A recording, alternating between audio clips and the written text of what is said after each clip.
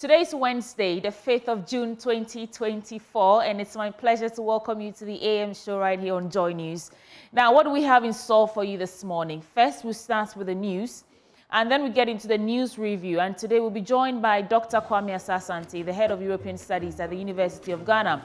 And then Mumbarak will come your way with AM Sports, and then we'll start our big conversations. Now, this morning, we'll focus on the cocoa industry and talk about the man who is in charge of a major entity in the cocoa industry value chain. What's the state of this entity? You get to know more as we engage the managing director, Mr. Nkansah of PBC PLC. And still on cocoa industry, the European Union deforestation regulation comes to effect in December 2024. It mandates strict compliance for traceability, legality, and zero deforestation for commodities like cocoa. We'll also engage the EU and Dutch ambassadors to Ghana on sustaining the cocoa industry. And then finally, how much more are you paying for your food items? And what are the triggers for these insistent price hikes on the market? We'll delve more into these issues. I'll be out there in the market so that we assess the real situations on the ground. I'm inviting you to join us with your comments and your thoughts either via phone or across social media platforms at Joy News on TV. Welcome to the AM show. My name is Sweetie Abochi, and I do this with Benjamin Akakbo. Let's start with the news.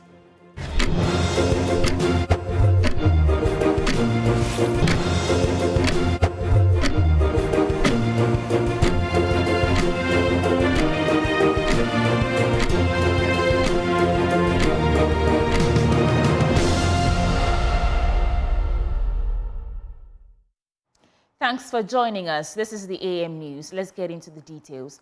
Starting with the Attorney General has broken his silence on the Jakpa tape scandal, declaring he will prevail against elements he accuses of setting traps for him.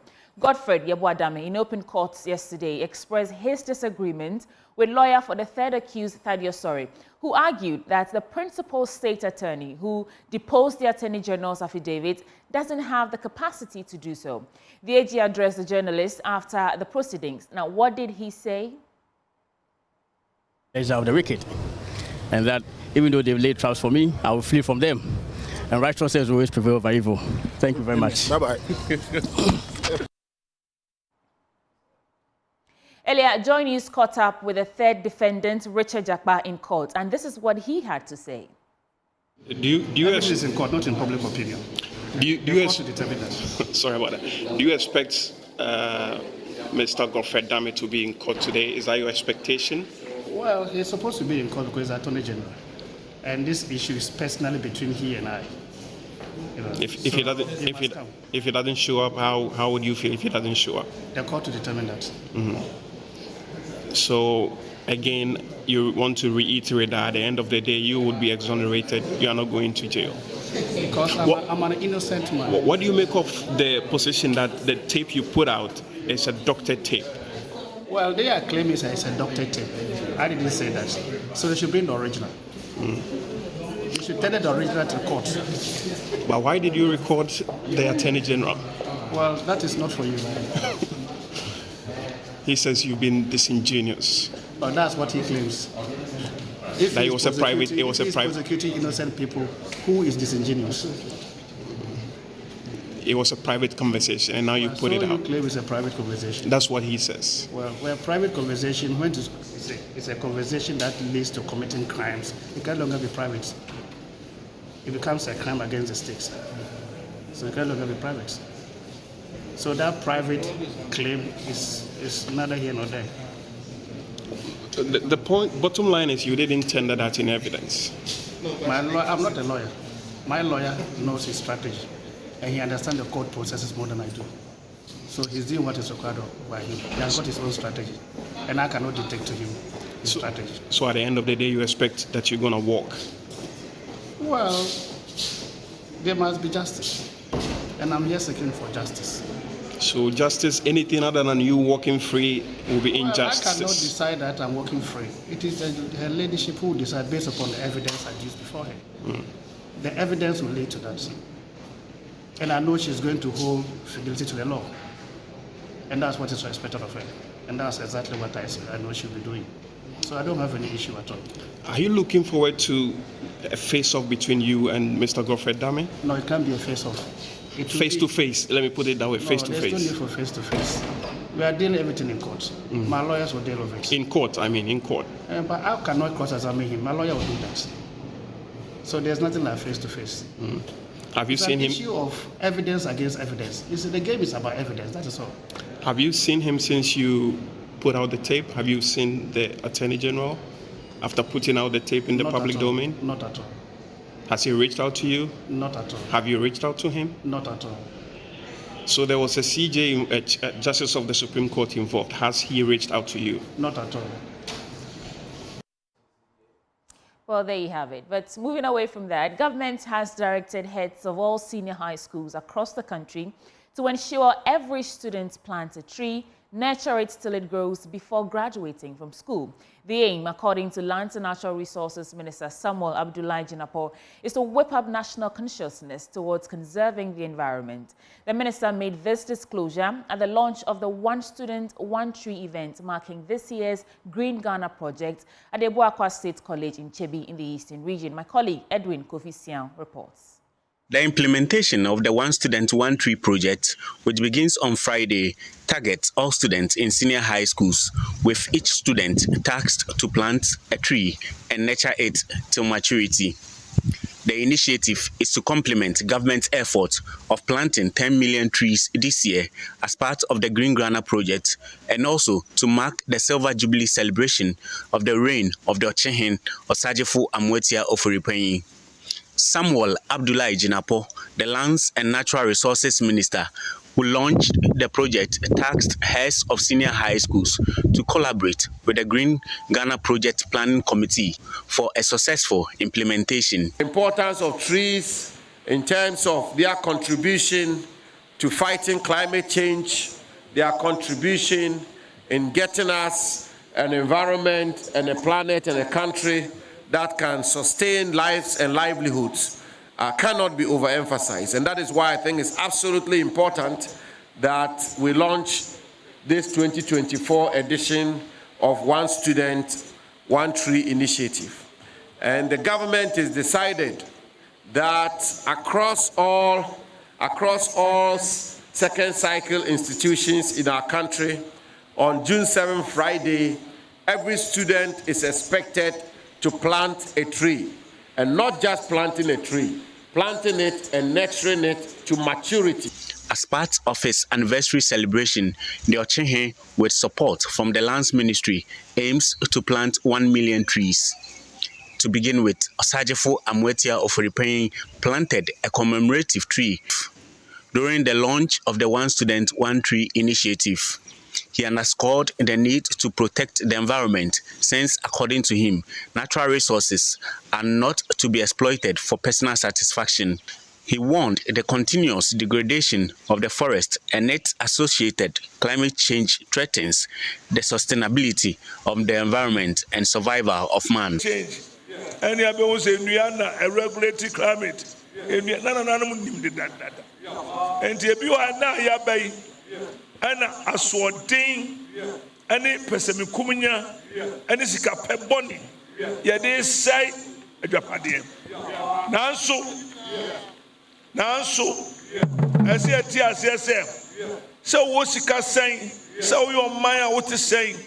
So, ma quiet bufu, no yami bufua, near about tone, or yamin wire, do not ha. The AC performance will be here. If you're not to you, don't be reckless and irresponsible and be greedy about what you can gain today and forgo what will let you survive. Right. The acting programs manager in charge of non-communicable diseases at the Ghana Health Service, Dr. Ifua Kobi, has urged Ghanaians to make medical checkups a regular routine to prevent future health complications such as hypertension. She said during medical checkups, health personnel are able to identify hidden or underlying diseases and provide relevant medical assistance to avert complications. She made this call in Kintampo during a visit to the Regional Health Directorate. Now, Anasabit has more. Hypertension is the leading cause of cardiovascular diseases. Nevertheless, most individuals in developing countries are unaware of their blood pressure status. Here in Ghana, the prevalence of hypertension in adults is reported to range from 19 to 48% across rural and urban communities, making it the most predominant outpatient condition in the country. More worrying is the fact that about 2/3 of Ghanaian adults with hypertension are unaware of their status and so are unable to take appropriate measures to manage it. Dr. Ifua Kome is the acting programs manager for non-communicable diseases at the Ghana Health Services. She says the country recorded a total of 600,000 cases of hypertension between 2022 and 2023. When we look at the OPD data, the number of people who come with hypertension keeps going up. Averagely between 2022 and 2023, across the country, we reported about 600,000 cases of hypertension. People coming to the health facility because of hypertension. Now, these numbers continue to worry us because we call hypertension a silent killer. It doesn't give you any symptoms at all. So by the time the person starts feeling a headache or palpitations or something like that, the hypertension would have gone on for a long time. That's how come we get the what a shocks gone too soon, because people are coming into the facility with a stroke, which is like at the end of the spectrum. Here in the Boone East Enclave, the region has seen a steady rise in its hypertension cases from a figure of 18,293 in 2020 to 26,318 in the year 2023. This puts the region's prevalence rate at 3.7 as at the close of the year 2023. Dr. Fred Adomakubuaten is the Regional Director of Health Services. In 2020, the total number of cases that were recorded as having hypertension in Indonesia was 18,293.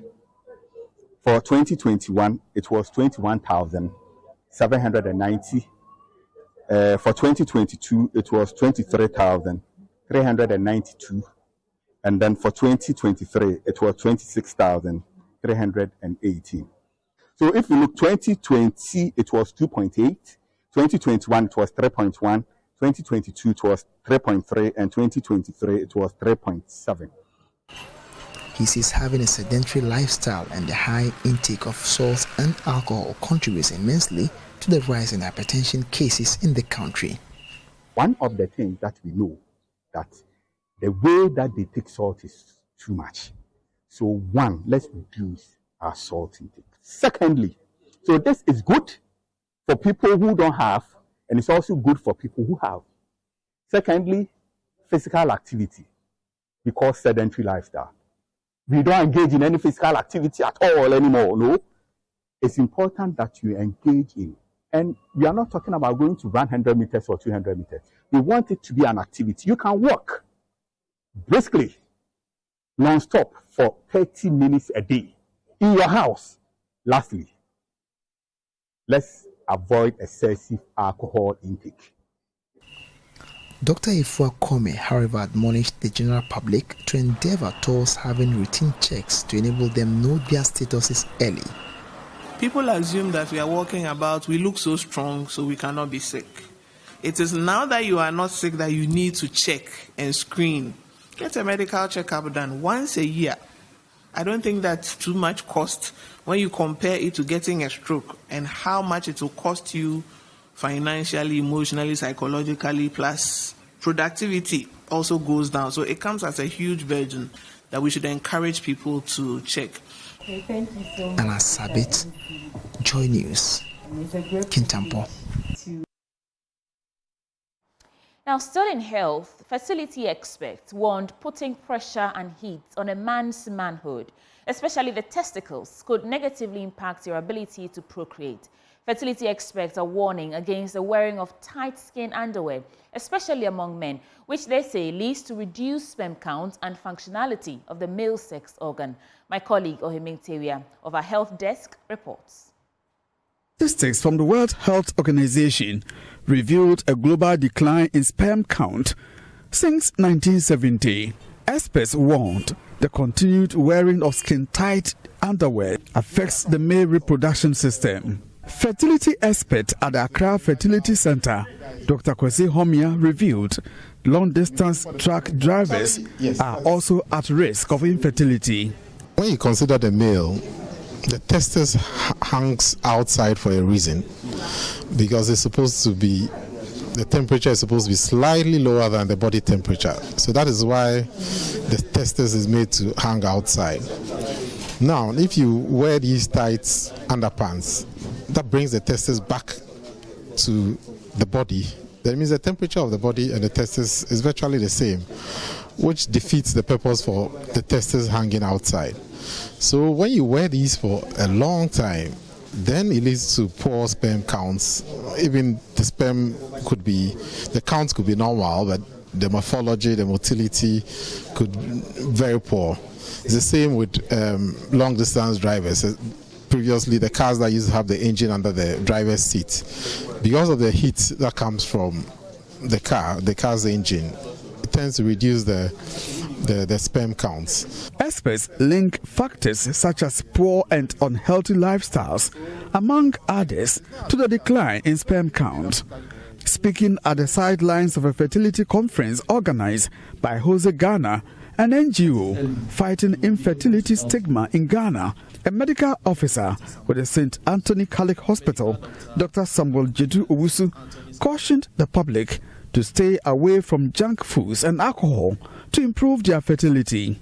Pertaining to lifestyle and fertility, you realize that most of the jobs that we do prevents us from being active during the day. It's most of office jobs. So what it does is that in the long run, you realize that you'll be building up fat, your blood pressure will be going high. All these comorbid conditions will now tend to affect the vessels that supply blood to these vital organs that you are talking about, your ovaries, your uterus, even the sperm, the testis that we are talking about. So in the long run, it serves as a comorbid condition affecting your reproductive organs, thereby rendering you incapable or inefficient in the fertility aspect. The junk foods contain more of unsaturated fats, which are harmful fats, and these, as I said earlier, will block your vessels and render you unhealthy. Jose Ghana, as part of efforts to end infertility stigma in Ghana, is promising discounts on infertility treatment for struggling women. Emiliana Ayele Aji is the director. It's very difficult to live with infertility, especially when you have married and then you are looking forward to starting your own family, and then you have certain ailments stealing your joy. They are, making it very impossible for you to have a child. You can imagine what is going on in many homes. We need to stop stigmatizing women. We need to support them. We should find out the best way we can support them so that this infertility issue will go away. From Accra, for Joy News, Ohiminteria reporting. In other stories, students at the University of Ghana fear they will be disenfranchised during the December polls since they were unable to register during the recent limited voter registration exercise. At a press briefing yesterday, the students' leadership claimed the Electoral Commission blamed their inability to register them on system shutdowns. There's more in this report by Adobia Asare. The University of Ghana, like other public institutions, has a significant number of first-time voters. Despite the recently ended voter registration exercise, many students remain unregistered. John Nkansah is JCR president at the university. There are 7 tertiary universities within this constituency as well, namely University of Ghana, GEMPA, UNIMAC, Radford University, Nats University College, Accra College of Education, and Dominion University. I want to state emphatically that lots of students were not able to register because anytime they come here, they join a long queue, and when it's 6 p.m., the EC tells us that the system has shut down because after 6 p.m. they won't be able to access the system.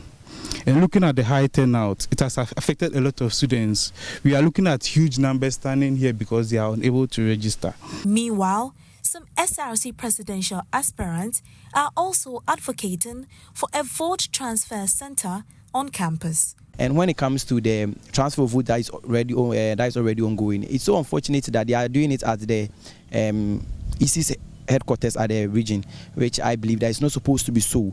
They are supposed to bring their machines down to the University of Ghana, as they did the limited voters registration here, to make sure that most of the students who are coming all the way from Kumasi, like some of us who registered when we were in senior high schools, some of us who registered when we were in our various constituencies, some come as far as Nkansah, some come as far as Sunyani, Techima, in Kumasi, Takrade, and other environs in the north. I believe that they're supposed to give the opportunity to come and transfer their votes on campus here, rather than go all of them carrying their voters ID card to Rage to go and transfer their vote, which is so unfair to some of us because of the transportation, because of them missing some of their classes. Ghanaian musician Guru, one of the SRC presidential aspirants, highlighted the hardship students already face and cautioned that the lack of vote transfer center on campus could further disenfranchise them. For a student to drive all the way to Rage, I'm not sure it will be favorable or it will be a good thing to do, because these are students who are trying to live or survive.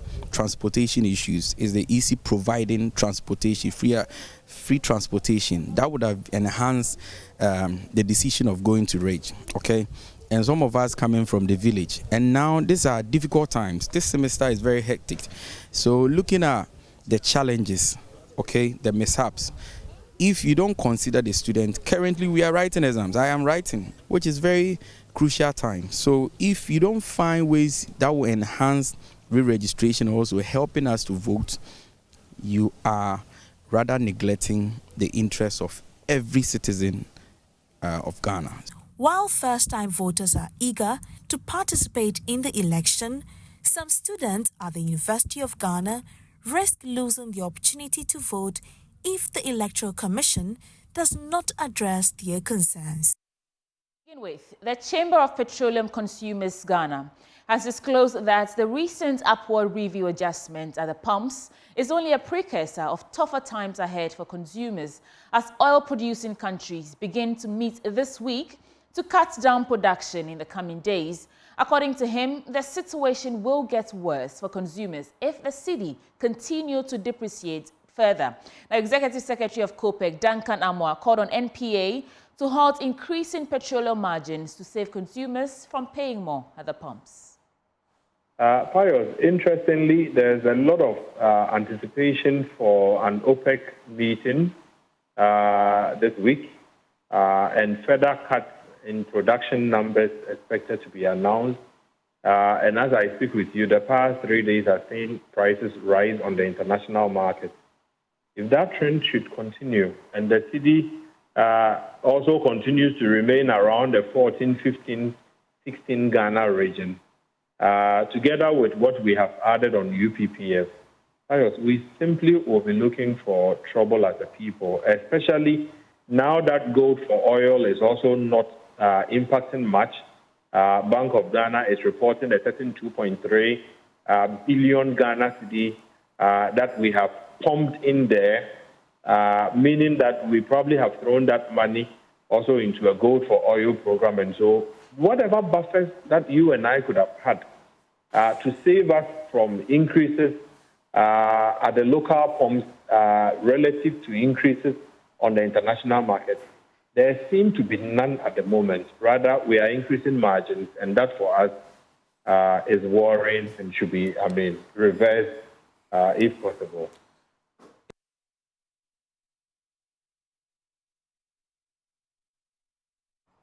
Registrar of Companies, Jemima Wari, is advising companies to check from the office's website when getting into business with organizations, as the Office of Registrar of Companies embarks on an exercise to remove about 8,000 companies from its books for failing to file their annual returns by 1st July. Jemima Wari spoke to Joy Business. Voluntarily, about 482 companies have written to us that we should take their names off the register. And only 3,367 have filed up to date. So we have companies that have not filed, over 6,885. That is for companies limited by shares, both public and private. Then we come to guarantee companies, that is churches and organizations and clubs. We published over 2,927 of them, and up to date, only 11 have volunteered to strike off, and 911 have also come to file. So I have about 2,000 churches and clubs and associations that have not also filed returns and renewed. That's what I'm talking of over 8,895 of such companies. I'm giving them up to the end of June. By 1st July, we'll take their names off the register. Per Section 2895 of the Companies Act, once your name is taken off the register, you are not to do business with anybody for the next 12 years until you go to court, and it's at the discretion of the court that will direct us to reinstate you on the register. So my advice to businesses, if you want to do any business with anybody in this country, please check from our website, www.orc.gov.gh. So my advice to all businesses, before you sign on any contract with any company or business name, check from our website, www.orc.gov.gh, whether such a company's name has been taken off the register or whether they are in good standing. You can always find that one out from our website. I do not desire to take names and businesses. My prayer is that they will all try and renew before the 1st of July. And it's a wrap for the AM News on the AM Show. Coming up next is the news review segment. Don't go away.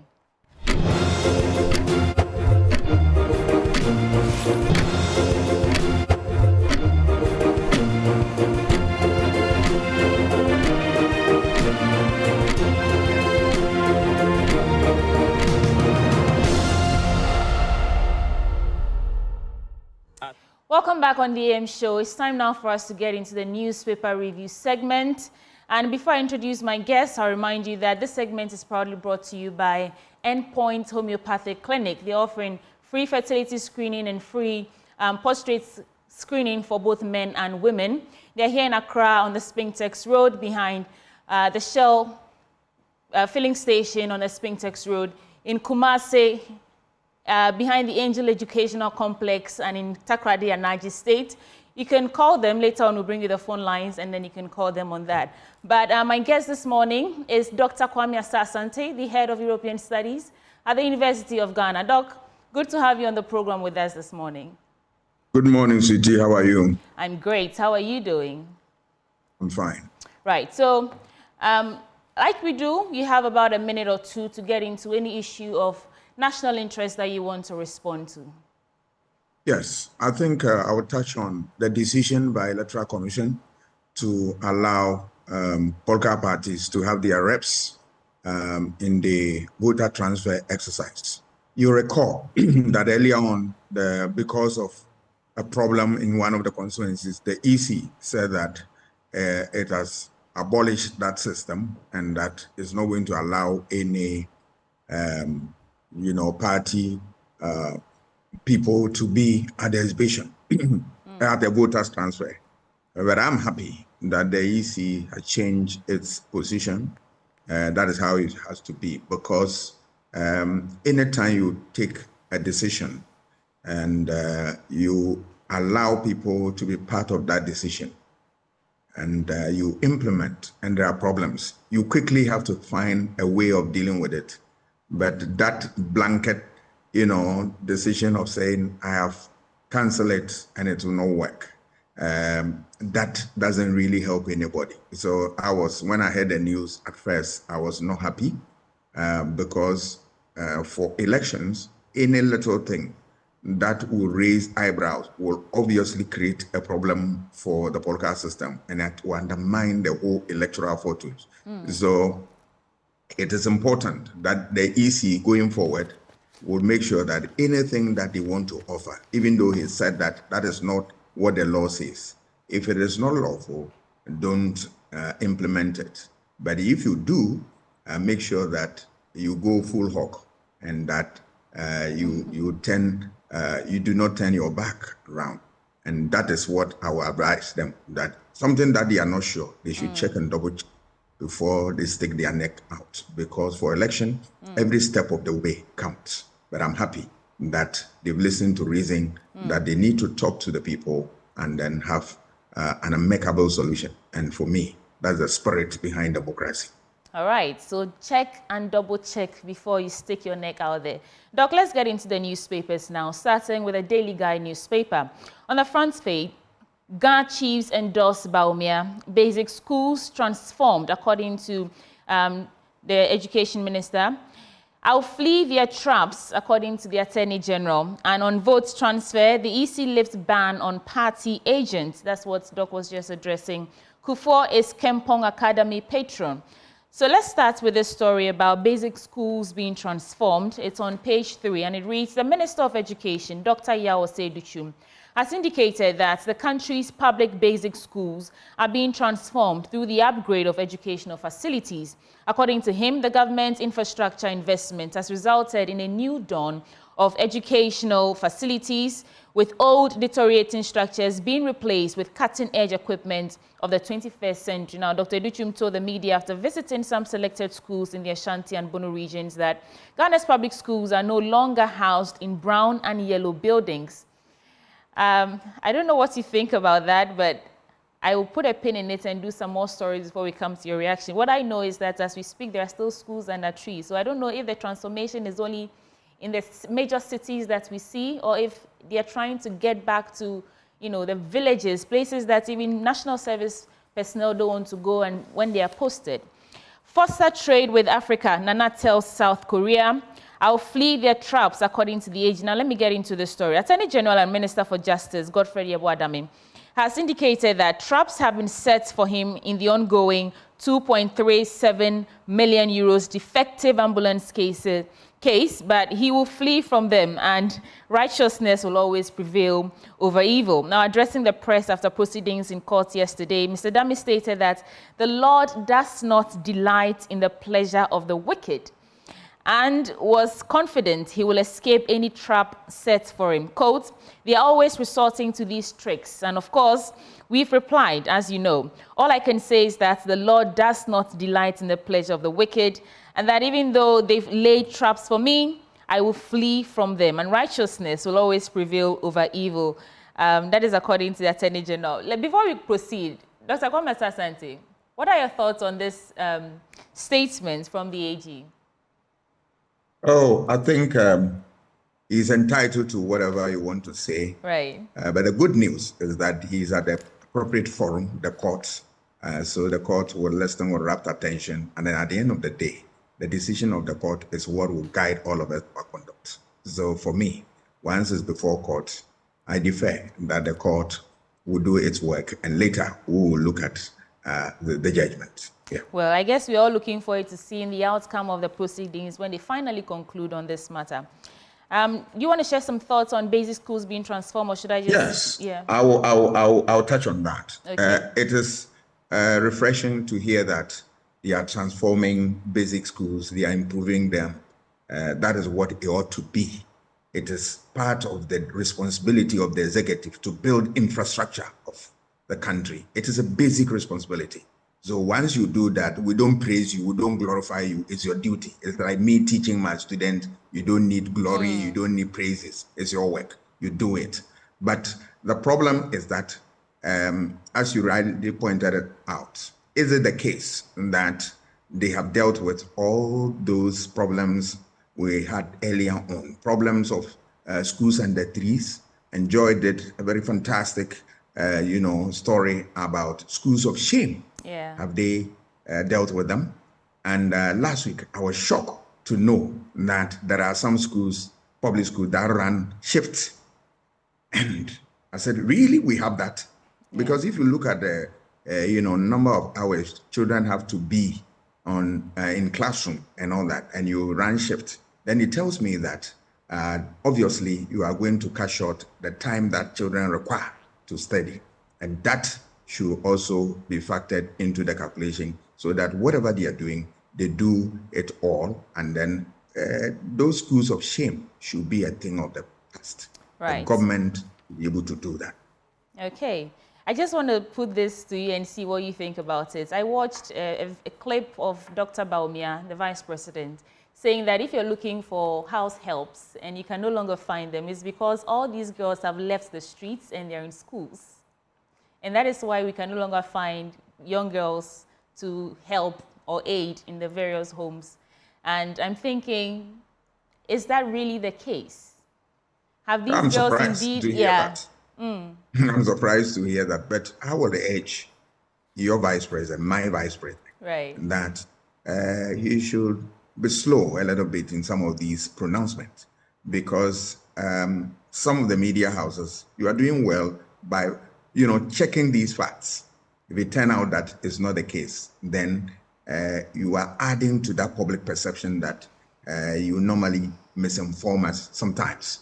And once it becomes one too many, and then you are forcing people to describe you in certain negative light, which you yourself are not comfortable with. So I'll urge my vice president that he should take his time and then research into some of these things very well before he pronounces them, because eyes are widely open, and then we are looking at all these things, and we are leaving no stone unturned. This election is not going to be just election where people promise. If you promise, we will hold you to it and tell us how you are going to deliver. And if you say something, we'll check and double check. And if that's not the case, we'll expose you. Right, because these pronouncements are the very yardstick that we'll be using to measure the performances going forward. But let me do some more headlines and stories of interest, and then we move on to another paper. Desperation and distortion. This is an editorial. Here, Chiri Abosom, a charlatan calling Dr. Bawumia a joker. Missing Ghanaian girl in Nigeria, body found near suspect's house. Oh, we did this story about a week ago about some girl who traveled to Nigeria for a wedding, and the wedding didn't even come on, and she was missing. It said it was let me get into the story. So new revelations have emerged in the case of the Ghanaian girl Abigail Afiba Tando, who went missing with her friend Celine Chidima in Dudim in Nigeria. Abigail was declared missing under suspicious circumstances during a trip with Celine to Nigeria for a friend's wedding. The wedding was later called off, leaving the two friends to embark on a trip to Aba, where they never returned. New information indicates that a body has been found in a shallow grave near the home of the prime suspect, Andrew Amici, in Aba, Abia State. The body was recovered with gruesome mutilation as the head, legs, and hands were cut off.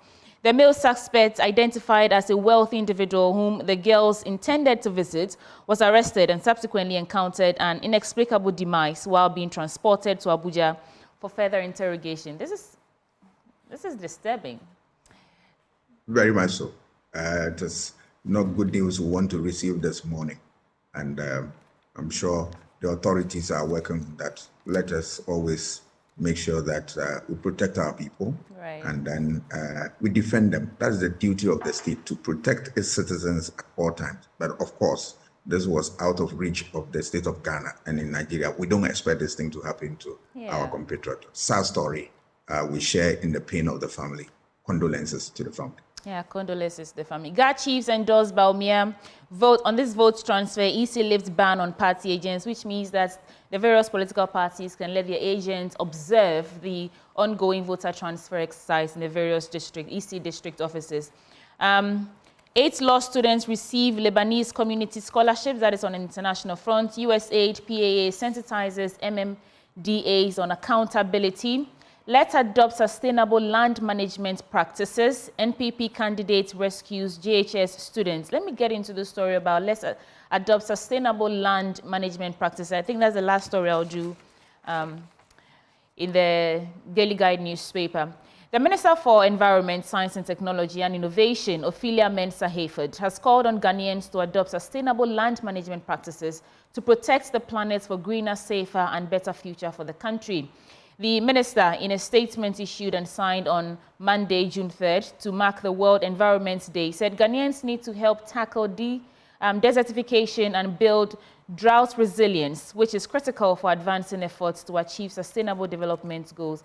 I cannot say that this is not a call we should all heed, because global warming or climate change is here, and it is because of our own actions. I've seen that there's some tree plant, one student, one tree initiative going on, and I see it's the 4th time. My question is, how many trees have we planted since then? But so that's it for the Daily Guide newspaper. Doc, before I move on, do you have any thoughts to share on these? Yes, I support that call, a call to plant trees and all that. As a rural, somebody from the village, I am very alive to the fact that you need trees, and they, if at all, nothing at all, they serve as windbreaks, and they prevent our roofs from being ripped off from strong winds and the rest of them. But apart from everything, they support the environment, and then in this era where the ozone layer is depleting with amazing rapidity, it is incumbent upon all of us to be able to ensure that the ecosystem is kept alive. Anything short of it, we will have our fingers bent. Okay, let's get into the Ghanaian Times newspaper now. On the front page, Green Ghana project, a major success. That's what we're just talking about. President Akufo-Addo calls for deeper Africa-South Korea ties. EC allows party agents to observe votes transfer. 2 ex-soldiers, 9 others jailed 252 years over robbery at gold company. Let me get right into that story. 2 retired soldiers and 9 others who robbed a gold buying company at Wasa, Akropong in the Western region have been sentenced to 252 years imprisonment in hard labor by the Takwa Circuit Court. The convict, Emmanuel Tete, alias Rocky Study, a retired soldier and currently working as a private security officer; Samuel Agbodoku, unemployed; Isaac Ajay, a private security officer; Frank Afavi, alias Hero, a fetish priest; Yao Aveji, a Kente weaver; and Anthony Ayivie, alias Shoto, a driver, were each jailed 17 years. Now the rest, Pascal Koku, Elias Mazayen, and the rest, were each handed 25 years in prison. Meanwhile, Mohamed Buzu, an ex-convict, would also serve 50 years. Assistant Superintendent of Police Isaac Babayi, prosecuting, asked the court to ignore the pleas of the convicts and give them each an enhanced punishment to serve as a deterrent to the public. The prosecution said complainant Mr. Prince Dennis is the Wasa Akropong branch manager of AU Resources Ghana Limited, dealers in gold, where AJ worked as a security guard. So that's the place that was robbed, and they've given all these culpable people 252 years with hard labor. Moving on to other stories. CSOs in ECOWAS attending workshop on anti-money laundering, combating terrorism financing. Civil society organizations operating within the economic community of West Africa states are attending a 3-day workshop on anti-money laundering and combating of financing of terrorism. The event was to sensitize the participants to experiences and knowledge in tackling AML and CFT issues within the West African sub-region. And the event, which is also to enhance the capacity of CSOs to take ownership of the fight against money laundering and terrorism financing, is being organized by the Intergovernment Action Group Against Money Laundering in West Africa. Participants will be drawn from Ghana, Senegal, Cote d'Ivoire, Liberia, Guinea-Bissau, Gambia, Nigeria, Niger, Guinea, Togo, Benin, Mali, Sierra Leone, and that's it, in Sierra Leone. Now, the Attorney General and Minister for Justice, Godfrey Yeboah, said that sub-region was confronted with grave economic concern due to the raging issue of money laundering and financing of terrorism, which required constant attention. So that's that. Let me do some other stories or quick headlines before I come to you, Doc. President Akufo-Addo calls for deeper Africa-South Korea ties. The President, Nana Akufo-Addo, has called for greater collaboration between Africa and South Korea to ensure mutual growth for all. He said shared growth, sustainability, and solidarity remain 3 critical pillars for the future of Africa and South Korean relationships, and these 3 must be pursued to the latter. Quote, by fostering trade, investment, and innovation, we can create a relationship of synergy that benefits both regions, he emphasized. President Akufo-Addo made the call at the opening of the 2024 Korea-Africa Summit in Seoul, Korea, yesterday. Now, this year's summit, which is under the auspices of the President of South Korea, Yoon Suk-yeol, is on the theme, The Future We Make Together, and is being attended by heads of states from across Africa. This Green Ghana project, a major success. Yesterday, we saw the lands minister making some statements about the number of trees they've planted, the number of trees they intend to plant, and the whole agenda, and ensuring that it is sustainable. Information Minister visits NTC. On the back page, Nate wins Fine Water Open Tennis. Stars arrive in Mali for WC qualifier. Star Oil refurbishes Warawara Hospital accident emergency units. Let me get into this. Stars arrive in Mali. So the Black Stars have arrived in Malian capital of Bamako for their 2026 FIFA World Cup qualifier against the Eagles of Mali tomorrow at 7 p.m. The team flew out of Ghana at exactly 4 p.m. yesterday and checked into the 4-star Radisson Collection Hotel in Bamako. According to the team schedule, head coach Ado and his charges will have an early morning shake-up today before holding the mandatory training at the Stade Due 26 Mars in the evening. Dr. Kwame Asasante, your take. Yes, I think I will touch on the civil society and the program of anti-money laundering program, anti-terrorism financing. Right. Yeah, these are very good topics, and it's worth knowing them at this time where terrorists, have invaded the political space and they are creating all manner of havoc. It is good that we have civil society being given such education and training so that they can be armed to deal with help the state apparatus, I'm talking about the coercive apparatus, to deal with this problem head on. We need to support such efforts because it is good and it helps everybody to live and live very well. The issue of 2 jailed for robbery and all that, I support the court anytime they want to make sure that the rule of law is upheld. Let us remember that we can never survive in any society when the rules of the game are thrown to the dogs. It is on the basis of this that we as the human society decided that we would give our rights and our very existence to the state to manage on our behalf, so that whenever there is the need to protect our lives and our property, and we will render obedience to the state. So let us continue to render obedience to the state, but ensure that the state will also do its part of the bargain. That is the spirit in democracy. Okay. I always wondered why this terrorism financing thing is not a thing of the past, because these terrorists, these people, I think they don't wake up every day. I mean, I listened to Larry King, and he said that no terrorist or evil person wakes up and believes that they are going to do something evil. For whatever it's worth, they think their cause is justified. So it's the people at the helm of affairs who are financing these, devious activities are the ones that we should be targeting. So yes, I agree that this is a topic that we should be making a lot of noise about, so people understand that without money, without financing, these terrorist activities will come to a halt eventually.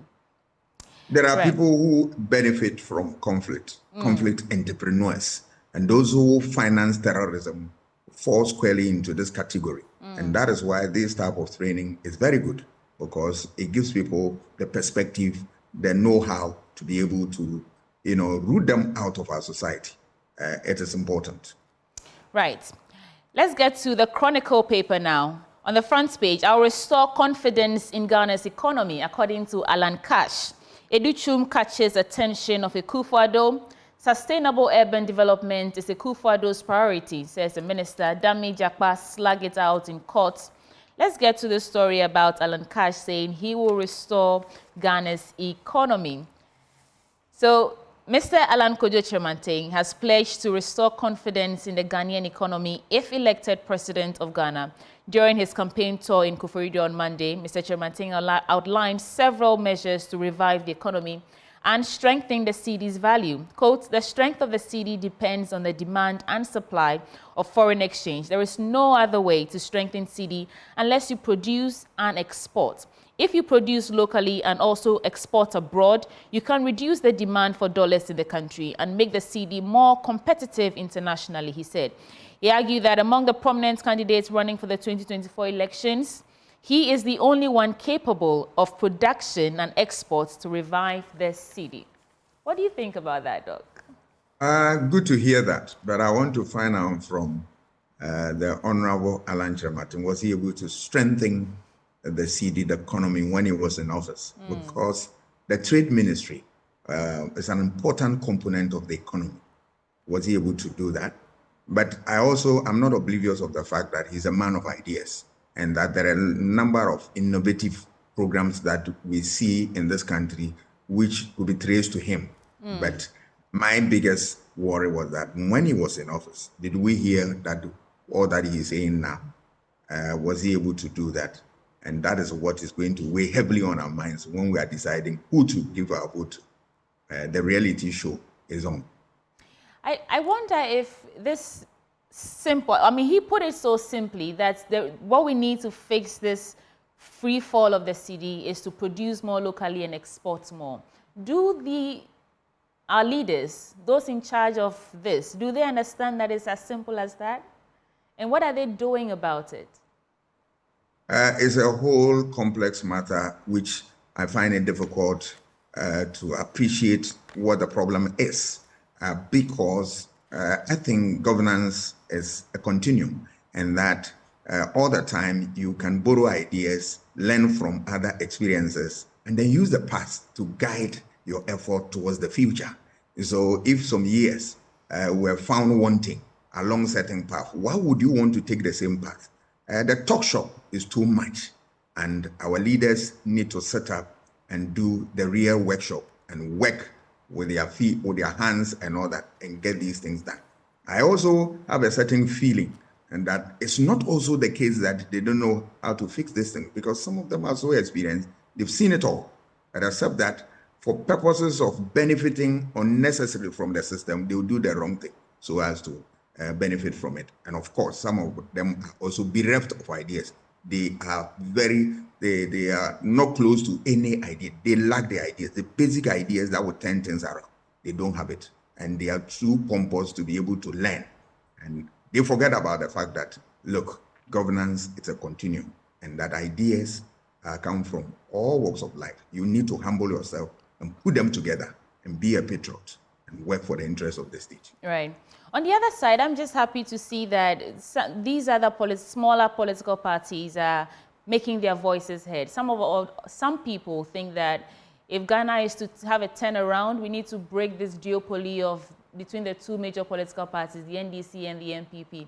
And we know that during this year, they are the ones whose campaign activities have been flooding the headlines and the news. So if Alan Chomanteng and the other parties, the smaller ones, are actually actively campaigning and doing something to leave a mark, then at least some Ghanaians understand that their options are not just the NDC and the MPP. And maybe, just maybe, we can break the duopoly and the country My dear sister, let me just satisfy your curiosity in this area. The duopoly can never be broken, at least in the nearest future, simply because of two things. The political system that we have, which has produced a two-party system that all other parties have been dwarfed. That will continue until we make a conscious effort to remove them. The second issue is what the electoral system that we have, the first past the post system. One vote will move you from a candidate into what? To become a president or an MP. These systems, if you don't remove them, obviously you are going to have what? Parties winning landslide. And that countries where that duopoly have been broken, there's a conscious effort to move away from a two-party into a multi-party. And when we say multi-party in Podcast, we are talking about all the parties have what it takes to win power and form government, not necessarily exclusive to themselves. And that is why mostly they have coalition government. Are you ready for coalition government? That is where you can hold the feet of these people to public accountability. But other than that, it's mere noise. The other parties, I'm sorry to say, they can win power, but they can be don't you think it's a good start? No, it is, because they can also push the election to a second round where their influence will contribute to determine who will win power ultimately. So they are important, factors in the equation, but they should not deceive themselves into believing that they win election. That cannot happen. Right. So let's get into some more stories now, Doc. Edichum catches attention of Akufo-Addo. Sustainable urban development is Akufo-Addo's priority. That is according to the Minister for Local Government, Decentralization, Rural Development, Martin Mensah-Kosa. And he says Akufo-Addo is committed to the advancement of sustainable urban development. Well, that's what he says. And Galamsey now, public health is at risk. Big Pierrot, No Limits Charity Foundation donates sanitary pads to 700 schools in Obuasi. 700 schoolgirls in Obuasi. Ghana's oil production drops from 71.44 million barrels in 2019 to 48.25 million in 2023. Emerita Professor Elizabeth Shandorf, the chairperson of Public Interest and Accountability Committee, has indicated that their findings in the 2023 annual report on the management and use of petroleum revenue reported a decline for the 4th consecutive year. She said production of the commodity dropped from 71.44 million barrels in 2019 to 48.25 million barrels in 2023, representing an annual average decline of 9.2%. Now, the total proceeds from lifting received in 2023 amounting to $70,456.93 were not paid into the Heritage Fund for the 2nd consecutive year, while surface rentals owed by international oil companies remain high at $2,738,365 at the end of 2023. Our country is heavily dependent on importation of these crude oil, and if day in, day out, we are hearing news about decline, monies not paid, monies owed, reduction in production, we are feeling the pinch in our pockets. But to what end? Okay, so that's it. On the back page, injured Djokovic withdraws from French Open. Ronaldo wishes Mbappe luck as he posts throwback picture with French superstar. Cole Palmer celebrates first England goal with dad. And that will be it for the Chronicle. Doc, your take before I move on to other papers.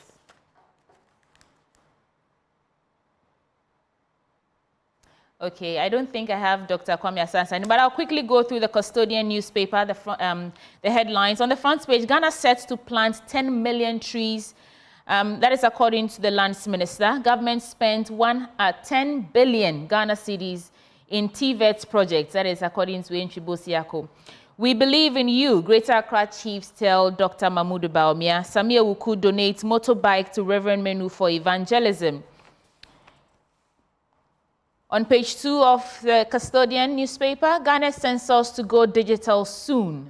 Interesting there. Let's get into the story. Vice President of the flag bearer of the New Patriotic Party for the 2024 general election, Dr. Mahmoud Baumia, has indicated that Ghana will soon get regular updates of its population due to the foundations being laid in terms of digitalization. He said it will soon be unnecessary to conduct census every 10 years by sending enumerators out to the field across the country. Quote, very soon, and I mean maybe within the next few years, our census will be almost digital because we will know how many people have died from birth and death, and we will know how many people are born. It will not be necessary to physically go out and count anybody because the data will be available on a daily basis about the population at any point in time. These policies, these pronouncements in themselves are not bad. You know, it's the implementation that always, like Benjamin would say, the devil is in the details, right?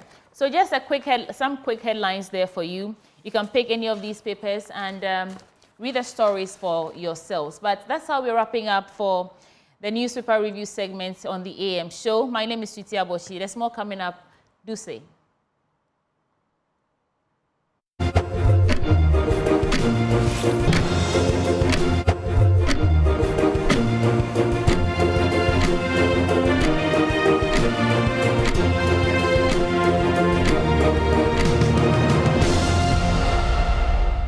Good morning, I am Haruna Mubarak with the sport. Now, the Black Stars have arrived in Bamako for the 2026 World Cup qualifier against Mali. The team, comprising of 26 invited players, arrived last night and are set to conduct a mandatory pre-match training session later today.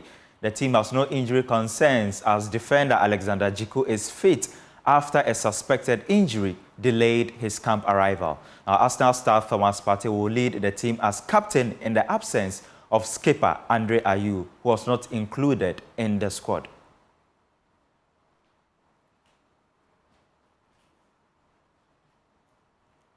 Now, ahead of the game on Thursday, former Black Stars captain Asamoah Gyan expresses some uncertainty about Ghana's chances against Mali, but remains hopeful the players will secure a positive result. To handle a team. True. Because of different mentality. If it's like an individual thing, like a boxing, if I'm me personally, with my personality and how I am, if I'm a boxer, I can predict I will make run. But a team, yeah, you are not in the squad. You see individual players doing well in their clubs. Yeah, great players, but when they come together, that is where you cannot predict. I will speak like a fan, a Ghanaian who is hoping the team to win. Which is what you are now, basically. Yes. Really. So I can say you're best sure because I support Ghana. That's right.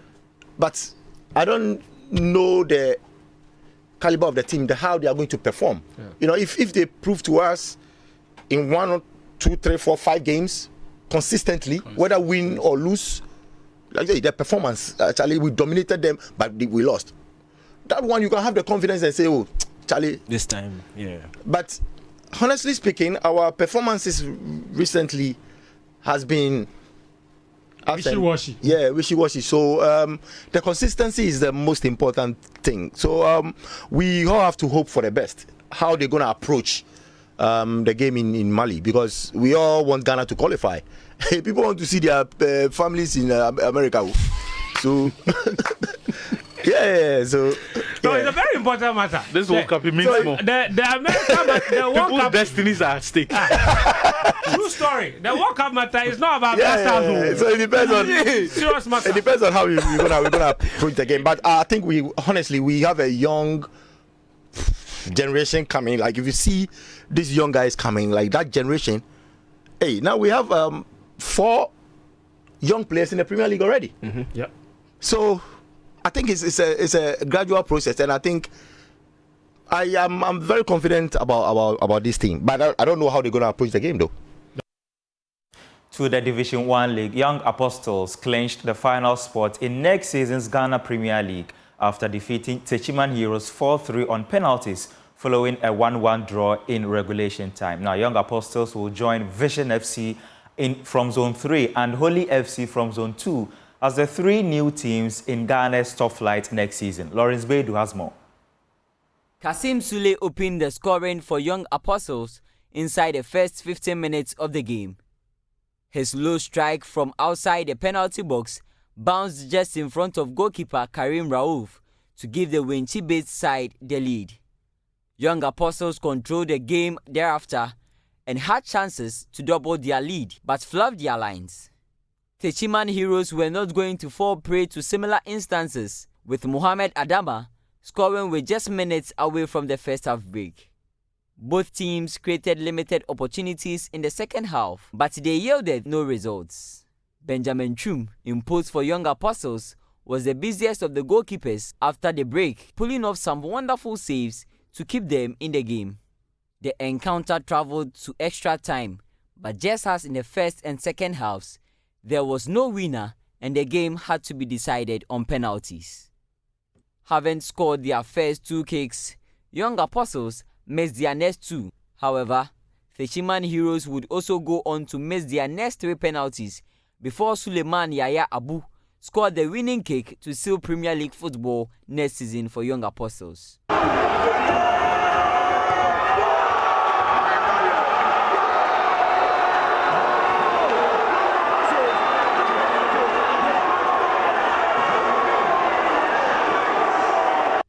The fans at the Accra Sports Stadium could not hide their excitement following the team's promotion to the top flight. Actually, I'm so excited. We thank the Almighty God. We fought very hard for it because for the first time, when she, to be precise, having gotten any Premier League team before. So right now, we are much grateful. We are so excited, and we thank the Almighty God. Right now, I'm so excited. I don't know what to say. ye hu so ya hu said ye afum ye mu ya bra chese ye hu said ye yanka ewrade aye bia mai ewrade aye bia mai ye da obi bia wota ye ti awo ma ye ba ye fruka bedu ye da obi ase obi bia wode ne mpai wota ye ti e na edi free wanchi bedu nkran ya ka say ye be fa win no e di aba wanchi ya ba ye turodo ya ba e ba be fa e di ba wanchi. They surrendered the first half lead. They fell twice short in the penalty shootout. But it is Captain Suleiman Abu who scored the winning penalty to ensure that Young Apostles grabbed the last slot of promotion from the Division 1 League into the Ghana Premier League. It is Young Apostles who will be playing in the Ghana Premier League next season. From the Accra Sports Stadium, Lawrence Baidu for Joy Sports. Yep, to women's football now. 23 coaches of Ghana's national teams are set to undergo a 5-day training program with instructors from the French embassy in Pram Pram. Now, this initiative stems from the long-standing partnership between the Ghana Football Association and the French embassy. Now, Adamu Benin Abdul Karim has more in this report. Ghana Football Association has entered into a collaboration with the French embassy in Ghana to train 23 women national team coaches. Instructors from the French Football Federation are facilitating the training sessions at the Ghana Man Soccer Center of Excellence. The 5-day-long event started on Monday and will conclude on Friday. Speaking at the opening ceremony on Tuesday, the French ambassador to Ghana, Jules Amand Anyambosu, says his outfit is partnering the GFA to train women national team coaches because they have the same vision to develop women's football. So, we are Ghanaian and French very involved, very excited, very committed in this program. A few weeks ago, the Black Princesses were at Clairefontaine for a week. When they came back, they won the African Cup, and now today is a key milestone. It goes to French coaches from the French Federation of Football. They came from France to Ghana to have 1 week lesson exchange with the Ghanaian, the coaches, but also the technical staff of the Ghanaian female teams. That's something we need to not only continue working on, it is a journey, and the result could inspire the other African countries. President of the Ghana Football Association, Kurt Okreku, says the training is necessary because they want to align all newly appointed coaches of the recently created national teams. Well, I think that this program is very key to the development of female sport. I have said on numerous platforms that getting such platforms is the only way we can grow the sport. Getting platforms like this to exchange knowledge, to impart knowledge to our coaches is a key part of our agenda. I have said at various football meets that two need areas of our football ecosystem are coaching and refereeing. And therefore, we place a lot of premium on the development of the game via its two channels. So I'm extremely happy about this opportunity coming from the Football Federation of France and the French embassy here in Accra. And I think that this is the best way we can develop our female coaches. Some participants, including former Asante Kotoko captain Daniel Niaje, are looking forward to acquiring valuable skills they can impact on their players. I think all is good and it's going well because we are learning a lot from them, things that we don't know. They are teaching us and then they are also picking what we also have here. So I would say it's going well. There have been some key things that we did from them. They are teaching us before you start the session, things that you have to plan, what you have to do on a day from your warm-up, the things that you have to implement towards the game. So everything that you have to do, it has to be one. From the beginning to the end, the players have to know what the training is about and then what you want to achieve. So I think they are teaching us a lot and then we are also learning. The GFA says the training for the coaches is part of a strategic initiative that is designed to transform women's football in Ghana. Competition. And that's your sports. My name is Haruna Mubarak. Thanks for watching.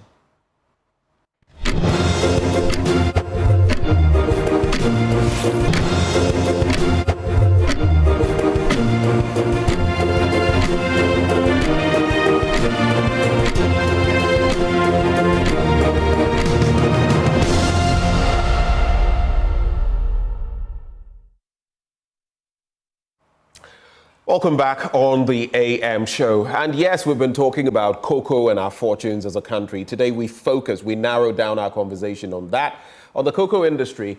And we're going to be engaging the man who is in charge of a major entity. If you notice how I stressed major entity, you would understand. In the cocoa industry value chain. Now this morning we interrogate the issues. What is the state of this entity? How far have they come? What more can we expect from that entity? This morning, we'll bring you the details as we host the managing director of the PBC, that is the Produce Buying Company, PLC, Kweku Nkansah. Good morning, sir. Thank you very much. And good to be here. It's really good having you. There's been a lot of talk about cocoa in recent times.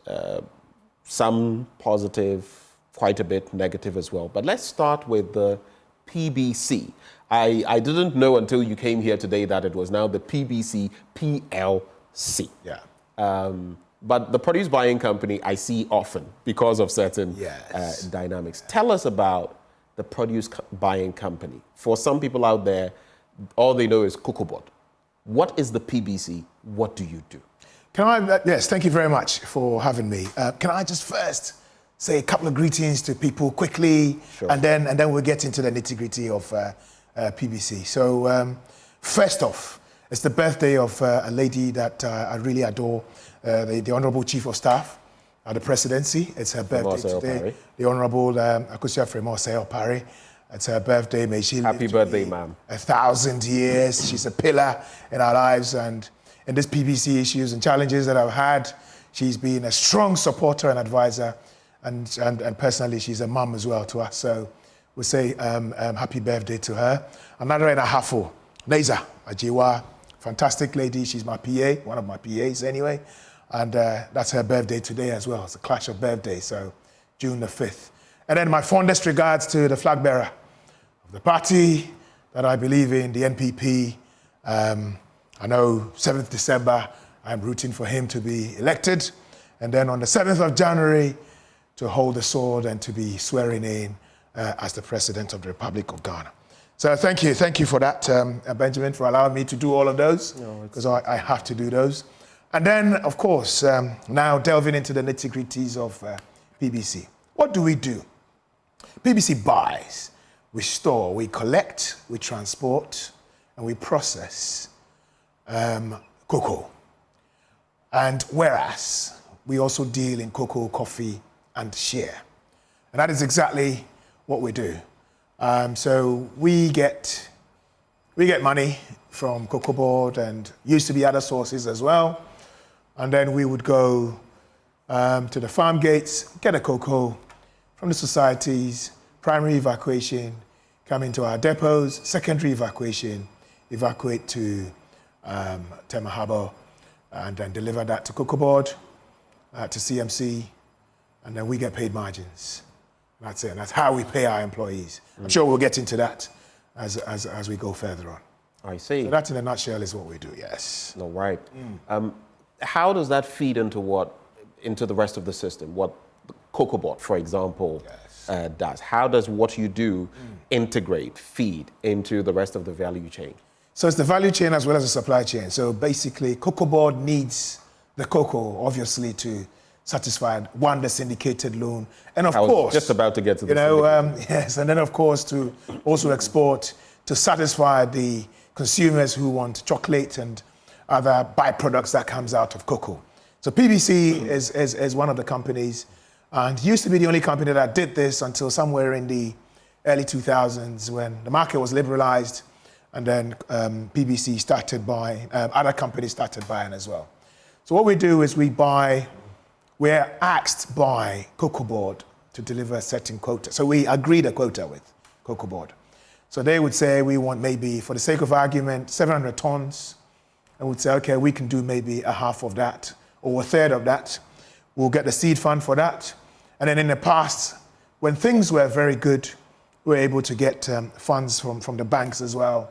And then we add to that, and then we go and get that, the cocoa from the gates, deliver it to Cocoa Board. Cocoa Board says, thank you very much. They have margins which are set. Currently, I think it's about 9% of the producer price. And then we get our margins, and then happy days. We go away, use some of it for our administrative purposes, use some of it to pay salaries, use some of it to maintain, to keep our heads above the parapet. And that's it, really. So, yeah. That's it. You spoke about margins. How well are you faring in that regard? I know that in monetary terms, and I'll get back to the syndicated loan, but I know you've been bedeviled with your own financial problems. Just last year, we were talking about the company, the PBC, losing some $1.9 billion over a period of about 3 to 4 years. You've had a rough time financially in recent years. Yes. How have you been able to stay afloat? And maybe even before that, how did you get there to the point of debt that you've had? That's a very interesting question, very interesting. If you look at the trends, and all our financial data, at least the majority of it, is online. If you look at the trends, ever since we floated somewhere in 1999, it was December 1999 into January 2000. We haven't had that kind of comfort financially. So we were trading, kind of doing well, but the telltale signs were there. All the way from 99? All the way from 99. So the whole idea of floating, so we floated on the Ghana Stock Exchange, yes. Right. So the whole idea, of course, normally when someone does an initial public offering, is to raise capital on the stock exchange, to use that to bolster the finances of the company. Now that's the whole idea. That didn't quite go well. So of course, when you say it didn't quite go well, what do you mean? Is it that people were not willing, investors were not willing to put their money where your mouth, PBC's mouth was? Yes, in a nutshell, yes, that's what it was. Probably, I don't know if the marketing didn't go well, or I'm not sure exactly what the underlying fact is. We're talking about almost 24 years ago. Okay, so this is 2000. This is 14th January, I think. We ended the IPO, the initial public offering. Right. Then, of course, as a result of that, Finance and SNIT picked up the rest of the shares that were issued, and that's how they became shareholders, the largest shareholders of the company. There were others as well who came in, like African Tiger and other institutions and persons who also invested. I don't know what the motivation was. I won't say the motivation, but I don't know what happened, why the take-up was kind of abysmal. But then, of course, that's what happened. And that was way before I came to sit in the saddle.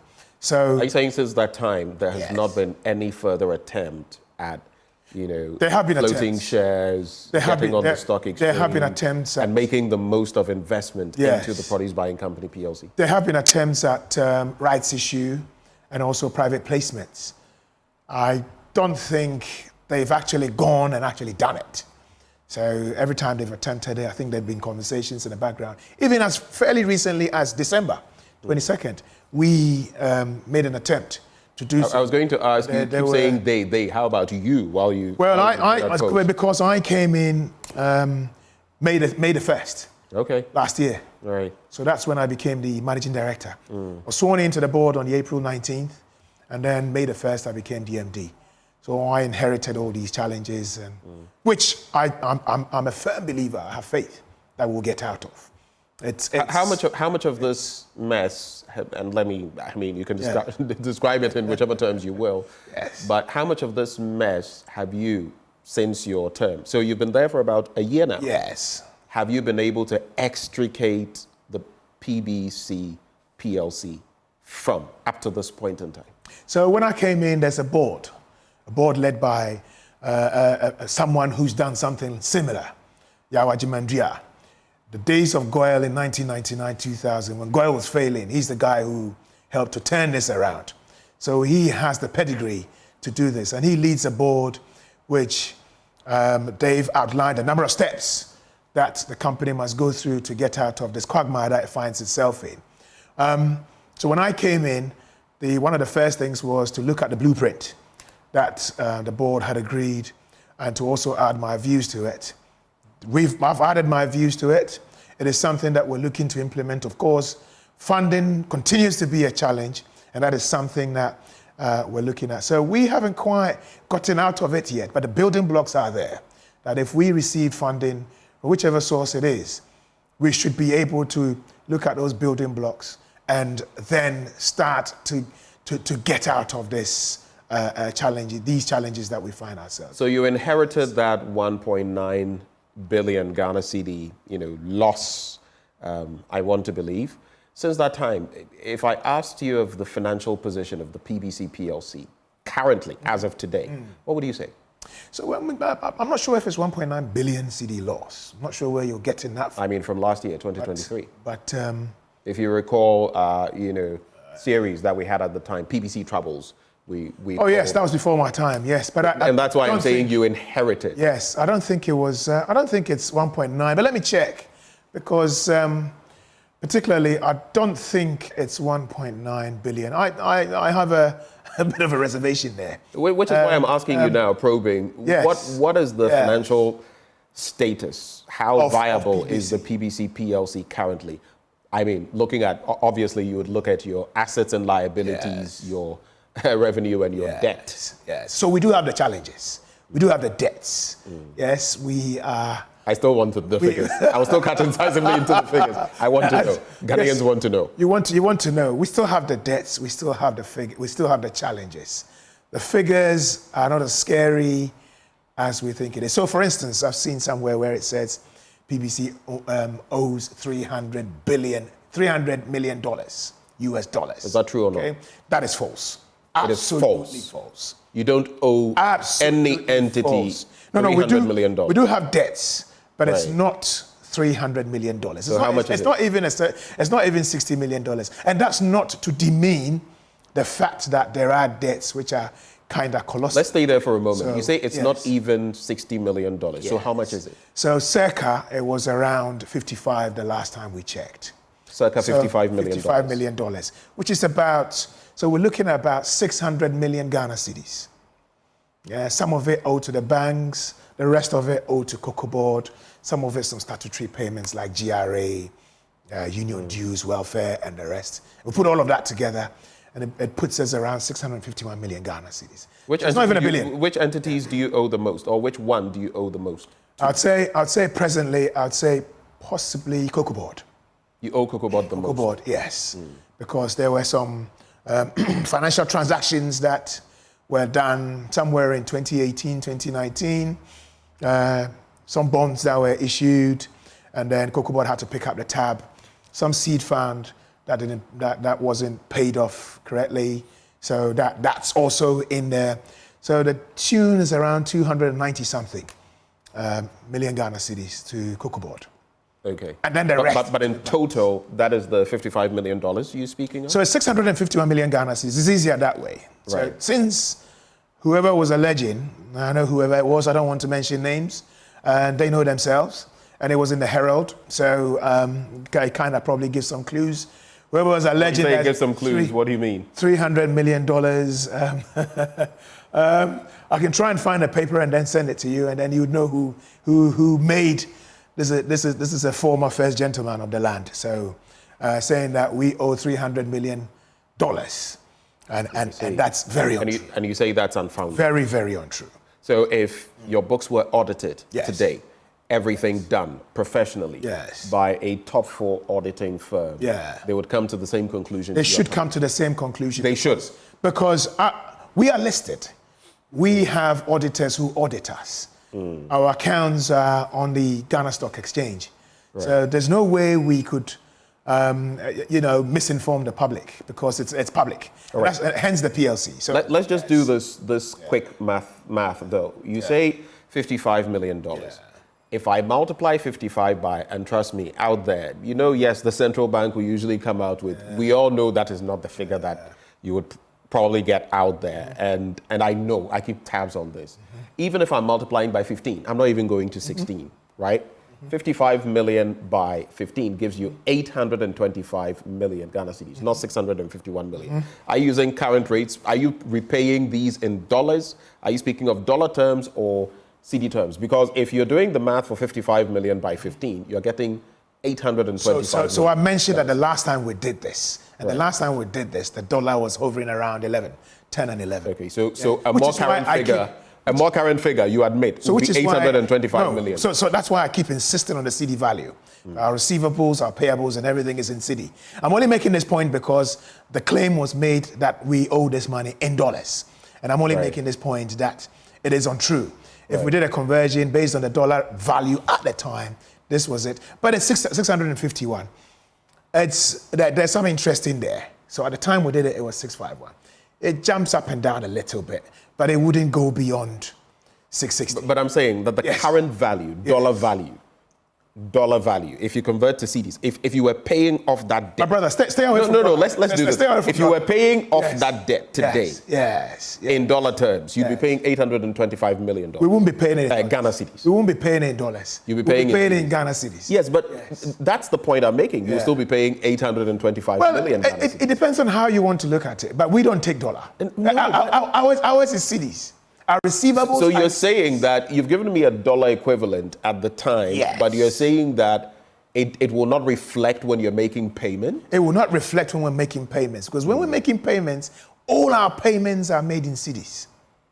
Everything is made in cedis. I see. Okay. Let's also look at the market share of the PBC PLC. I mean, the last time we checked, and this is last year when we aired our hotline documentary, PBC Troubles, you were looking at something around 30% of the market. Let me just 30.88% in 2016 and it had dwindled to 8% in 2021. Regrettably. A decline in your market share. That is steep. That is a difference of about what? 22, almost 22%. What is your market share currently? So the market share currently, we're not buying. So we haven't bought for a bit. For how long? So for over a year now. So you don't even have a market share? So we probably don't have a market share. We probably don't. So we've moved from, let's say, 30%, 30.88 in 2016 to 8% in 2021 and zero in 2024. Yes, regrettably. And I say that regrettably and with a heavy heart. But then I also need to act quickly that we're looking to, change this very, very quickly. And by the end of this month, we would have changed it and we will be on an upward trajectory. The other thing is when I start. So you're looking forward to change that. Yes. What is changing that is going to allow you to? Are you saying you're going to start buying? Yes, we're going to start buying. We're going to start from this month. Yes, from the end of this month.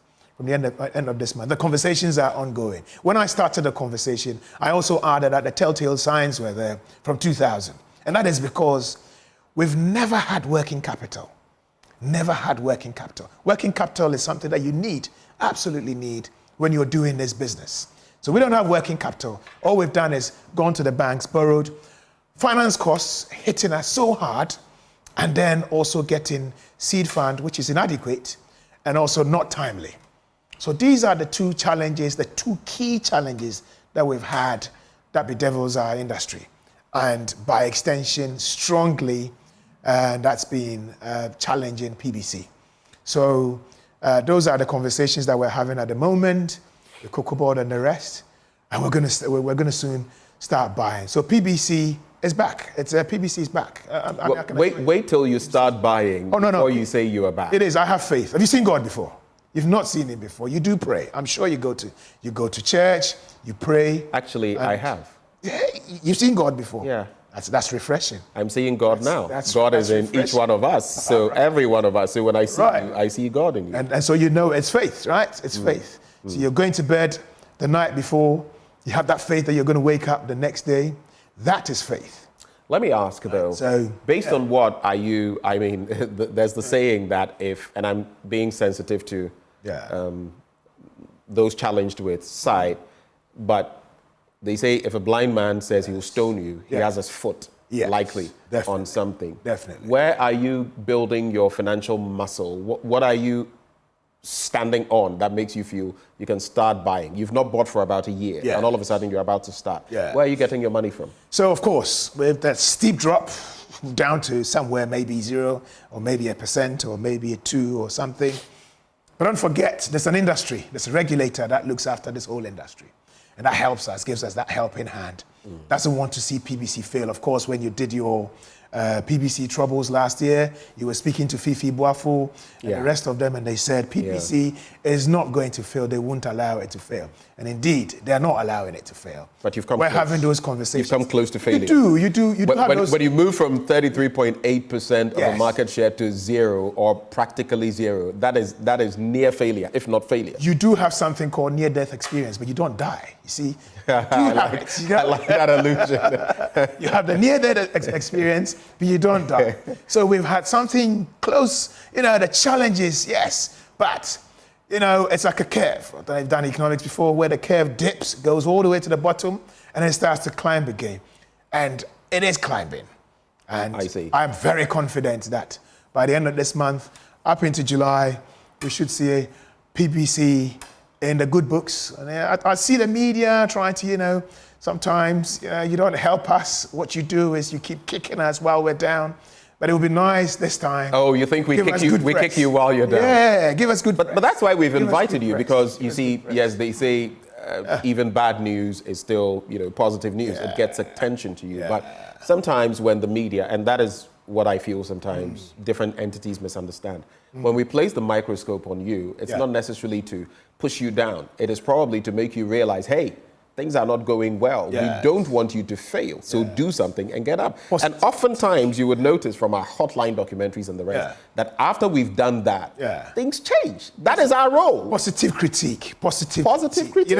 Positive critique. But 9 times out of 10, you see some of it turns out to be, this cocoa industry is not doing well. Why are we doing this? Why do we need PBC in the first place? That kind of negative publicity. But it's all good. It's all good. It's all anyway, good. Helps us to sit up. Let me just, I'll not read the full thing from Abdulaziz. Part of it is a bit it's fine. It's acerbic. But he says you will start buying next month when the main buying season is over.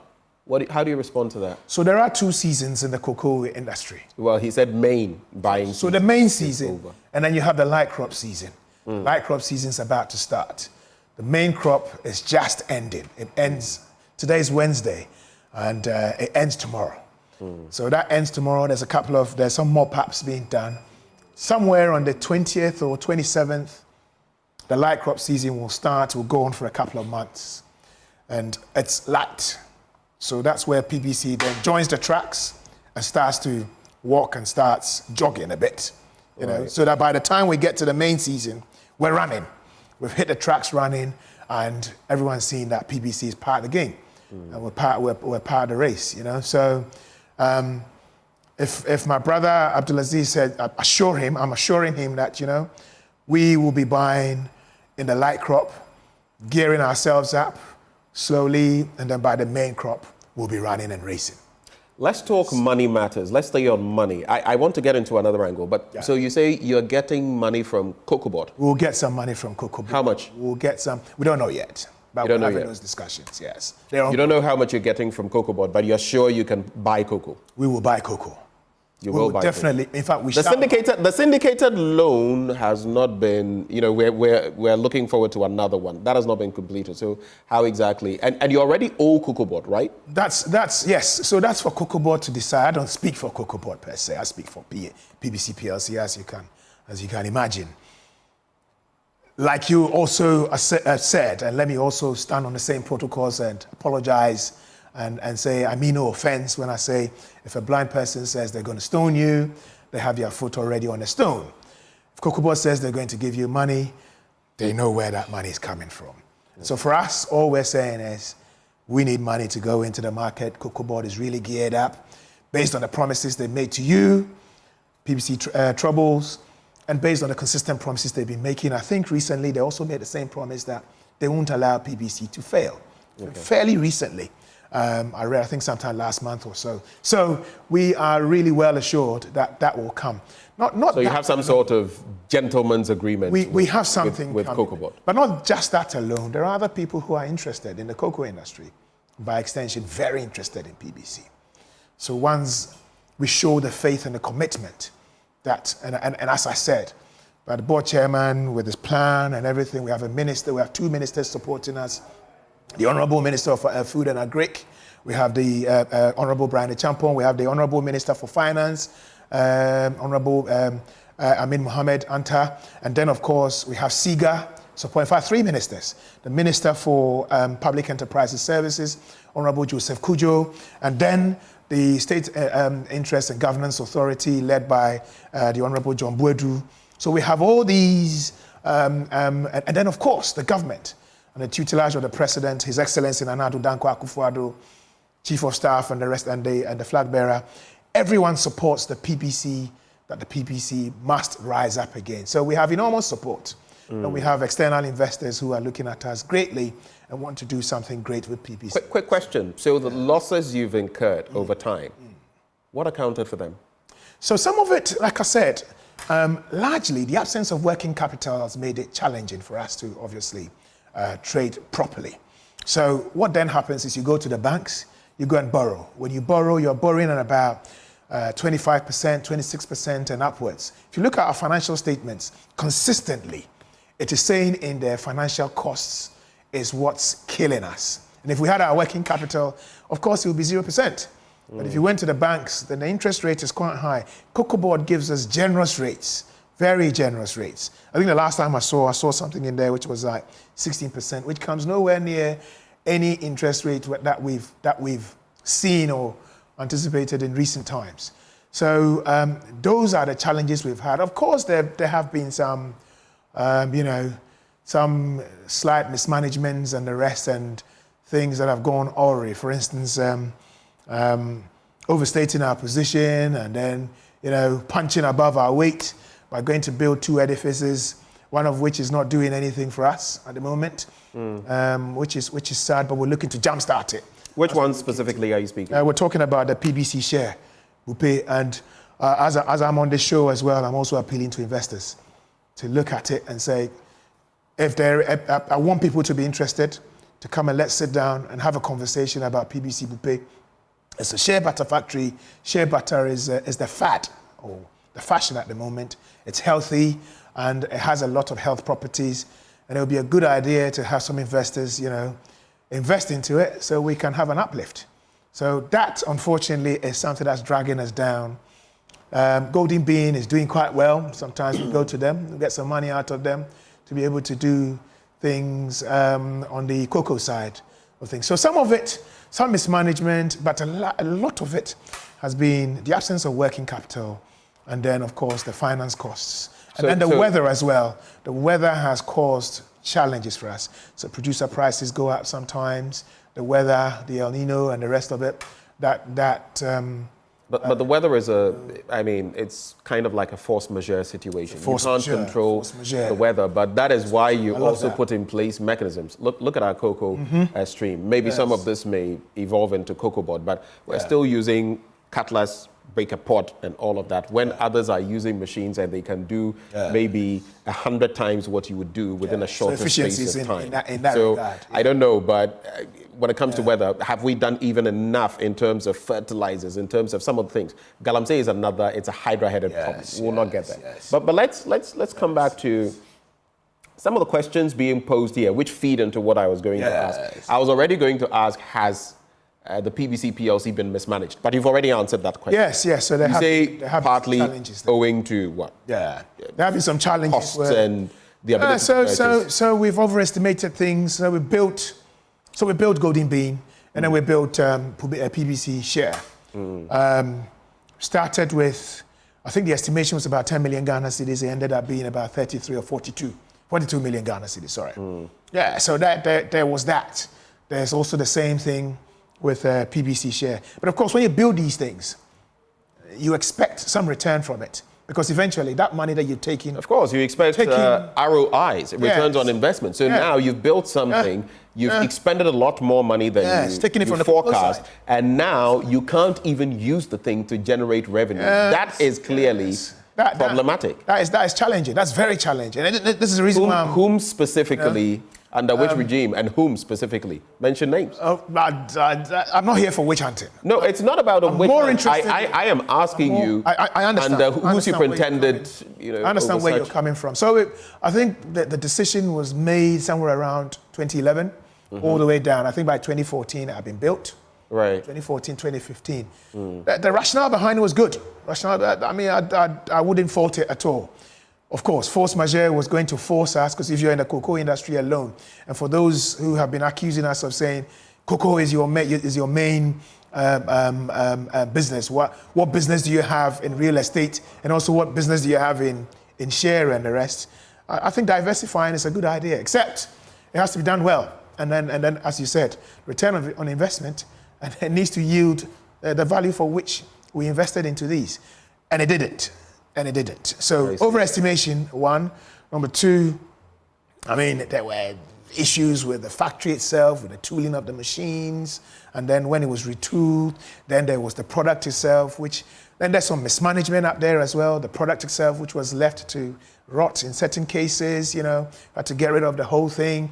That was written down. And so that became a loss to us. But the whole thing is this. We are looking at it. We haven't just left it and parked it to one side. While we're looking at the cocoa side of things, we're also looking at the share side of things and saying we're going to jumpstart both of them. Okay. Yes, right. One thing at a time. Let me just find out, though. Yeah. The Golden Bean Hotel. Yes.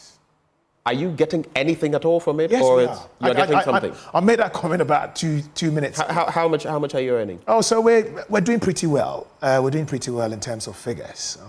So it wasn't such a bad investment. It wasn't a bad investment at all. How much are you making? In fact, fairly recently, we had to go and borrow about 5 million Ghana cedis from them. Some of it to pay wages. From Golden Bean Hotel? Yes, from Golden Bean, yes. Some of it to look at some of the restructuring plans that we're doing. In fact, we still have some of it to do, because some people want to voluntarily exit. They're saying, we want to go. There are challenges. When these challenges hit, some people can stay, some make the decision to leave. Nothing, we don't fault them. They want to move on, And Golden Bean has been the mainstay. These are the people that have been... So basically, Golden Bean is your goose laying the golden egg right now. It's the jewel in the crown right now. The jewel in the crown. Cocoa will soon come along. And just as we've done with Golden Bean, cocoa coming along. So it wasn't such a bad investment after all, was it? I've just said it. It wasn't a bad investment at all. You should have been in Kumasi during the Adair when His Majesty Otumfuo Osei-Tutu II had his Adair Kese, and the hotels were filled to the brim. And you look at the ratings of Golden Bean. People go to Lancaster, Sunset, and the rest of the hotels. They love Golden Bean. I was there. I pretended as if I don't know anything about it. I don't have anything to do with Golden Bean. People were telling me, I love Golden Bean.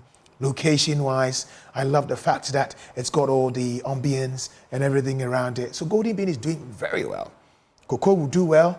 Share, by God's grace, will also do very well. And share is another industry. Today, I don't want us to go too deep into that. Yeah. I have friends in the share industry. I know people in Kokoshi, the coffee, cocoa the association, share association. We have a board member. So it's an area we could do much better in. But that's a conversation for another day. Yes. Let's talk about this, though. It appears you have got this ignominious title of being known for not paying workers. I'm looking at a 2022 circular.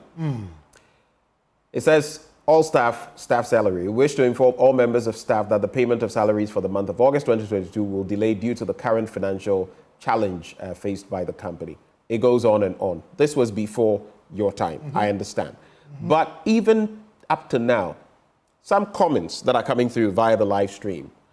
Keitre Kobana Ebo says, our Provident Fund has been deducted. Ask him where that money is. It's been 8 years and that money has not been paid to us. He also says, we have already been out of business for a whole season. Ask him how sure he is that the PBC will operate in the light crop season where the cocoa purchases are not like the main season. Then, Nana Kwame Yeboah says, good morning. Please ask him whether he's aware that the PBC is still owing some purchasing clerks. Are they going to pay them before they start operating in the light crop season, the purchasing clerks? Are you going to pay them before you start in the light crop season? Then, I just want to put them together, lump them together. Blaze Marfo says, workers have not been paid for almost 10 months. The PBC owes CMCs their commission. Our vehicles are being auctioned. We owe workers, the Provident Fund, etc. What is happening? Let me hold on there before I get to the next one from K-Tree. Yes. Reactions. So let me say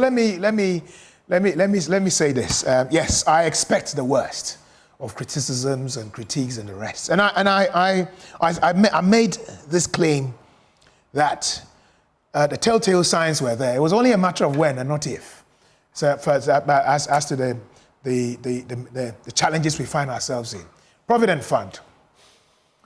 When we take deductions, we put the deductions into the Provident Fund. Right. When we make salary payments, we do some deductions into Provident Fund. We haven't been able to make some payments that were before my time, for whatever reason that is, but we're looking to rectify it. These are challenges that I'm looking at. It's one of the things on my table as I speak right now. So PF, Provident Fund, I apologize to my workers, but we are working very hard to rectify all of these. Now, on salaries, and for 10 months, let me explain how salaries work. We sell cocoa, and then when we sell, we get our margins. When we get our margins, we pay our staff. So for the last year, we haven't worked. So you can see that we haven't worked for a year, but we haven't paid salaries for 10 months. You speak as though that were some sort of accolade. No, it's not. An entity like yours elsewhere would have mechanisms in place so that even if you're not doing your mainstay, you may have, you have Golden Bean, for example. So the working capital is one of them, and we've had to go and borrow from Golden Bean. So I'm just coming to the point that we haven't worked for a year, but we've been able to pay some salaries, and it's building up into 10 months. Cocoa Board has been helping. Emmanuel Ray Ankra, the DCE in charge of finance and administration, has been helping immensely, greatly. The tide has been challenging when he does that sometimes. But eventually we're getting to some consensus where PBC must be helped where we are. The salaries we haven't paid, I apologize once more, but we are looking to rectify that as I speak. Mr. Nkansah, is an apology enough? I am not there. I have been... It isn't enough, Ben. Hold for me. Let me situate it. Yeah. You've not paid people for 10 months. Yes, agreed. Unfortunately. Regrettably. The economy is where it is. Inflation is above 25%. Right. Yes. The exchange rate is staggering. Yes. You have... Fuel prices have gone up, both petrol and diesel. Yes. The cost of living and all of that. 10 months. Can you imagine? This is crazy. People have to pay school fees. They have to keep body and soul together. I make no excuses for this, but the challenges are the same across the world. The same across the... Of course, we're sitting in Ghana right now, but the challenges are even worse in places. Like I'm saying... Like where? I've come from the United Kingdom. I can tell you, bang on. The United Kingdom is worse than Ghana. Yes, people have lost jobs. The hospitality industry had almost collapsed. In Ghana, about 1 million people have been pushed into poverty. Are you aware of that? I'm aware of the challenges. That has not happened in the UK. I'm aware. I'm not saying there are no job losses. Challenges. That has not happened in the UK. There are challenges. They have social systems in place. Yes, they have the National Health Insurance Scheme that would cover most people when it comes to health. Sometimes I get a bit when we try to make these comparatives. It simply isn't the same. During COVID times, we fed people. We gave free electricity, we gave free water.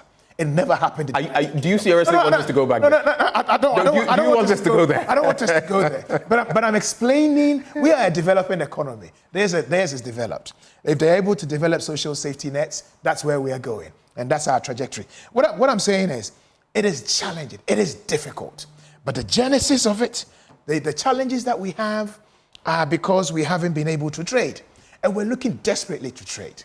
We've explained to the powers that be, everyone understands where we are. And thus, the promise that at the end of this month, we should start to see an injection of capital into the company, and we should start to trade. And by that, we're also seeking assistance from the government to help us to pay some of the salaries. So when we jumpstart this and we start trading, we can then pay off the salaries. I think there was a fourth question. The auction, the auctioning off of properties. And I think there's a wrong impression out there that seems to think that we're selling off our prized property.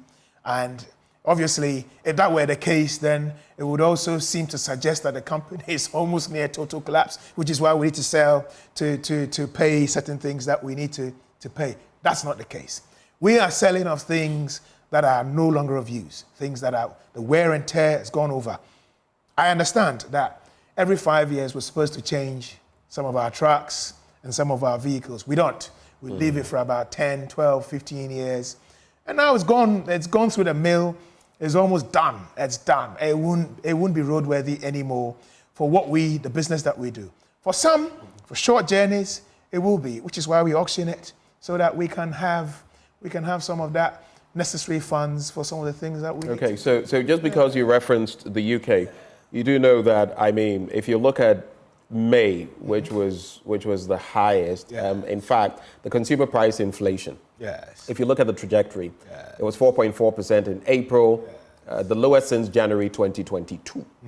Okay, it was down from 4.7% in March 2024, and from a recent high of 6.5% in May 2023. Look at their trajectory, how they've controlled it.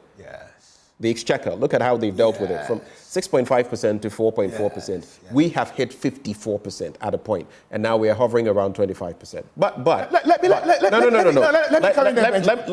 me just get into a substantive point. And the differences are stark in the economy, so ours bites even harder. We have had challenges even more serious than what we have right now.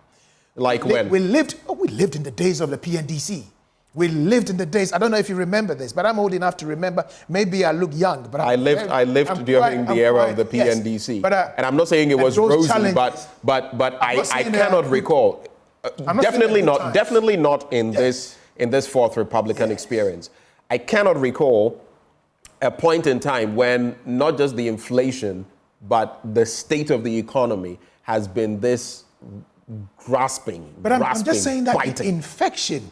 So let me take us back, because I don't want us to veer off the cocoa and all these kind of things. But I want to take us back to a disease that happened 100 years ago, and it's happening. It happened again, 100 years. I've not lived for 100 years, of course. Read it in the history books. I was there. Almost every century I was there when this cataclysmic, kind of thing was coming, and people were saying people are dying, and it was coming. And I thought, is this the end of the world? Well, what is this? What's happening? I had never seen anything. Mr. Nkansah, the same COVID-19 that you are about to blame, right? The same COVID-19 that you are about to blame gave us 21+ billion Ghana cedis. Are you aware of that? It did. And honestly, we've not even been able to account for how we spent that money. No, that's untrue. On many fronts. That's untrue. On many fronts. No, that's untrue. That's untrue. We are still collecting a COVID-19 levy. Till today, we are the only country that instituted that. You were talking about free water, free electricity, free food. I didn't get any free food, but obviously I wasn't in the bracket that would expect free food. Exactly. The people supposedly. Did you see the food that was given out? I saw the food that was given out. We claimed that we gave out water and all of that. Who benefited? Today, electricity, for example. Look at the tariffs. People have paid way over. You've gone ahead with the COVID-19 levy. People have paid through the nose for what supposedly was gratis. We were looking at safety nets. We were looking at safety nets at the time. If we hadn't have done it, people would have lost their lives. Let's not veer into that. Benjamin, let's come back to the PVC PLC. People would have lost their lives. That's a discussion for another. That was an intervention that was really necessary and needed. Right. And we need to situate it in the context. You see, when sometimes we bandy these figures and we say all these things and we just leave it as it is. Inflation, as you mentioned, in the United Kingdom, going to 4% and the rest.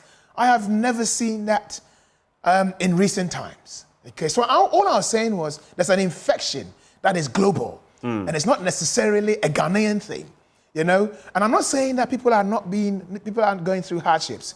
I see the hardships on a daily basis. Every week, I'm in a village. Almost every week, I'm in a village. I see the hardships firsthand. I see the things that are going on. I get your point. I'm not saying it should happen. I'm saying that it is there. We're doing our best to get out of it, and we will get out of it. All right. Let me just ask you, though, two quick questions. As someone is referring to me as Evans, I know some people mistake me, both the voice and the face. I am not. My name is Benjamin. But just a quick one, some comments, and then I'll come to you on something crucial.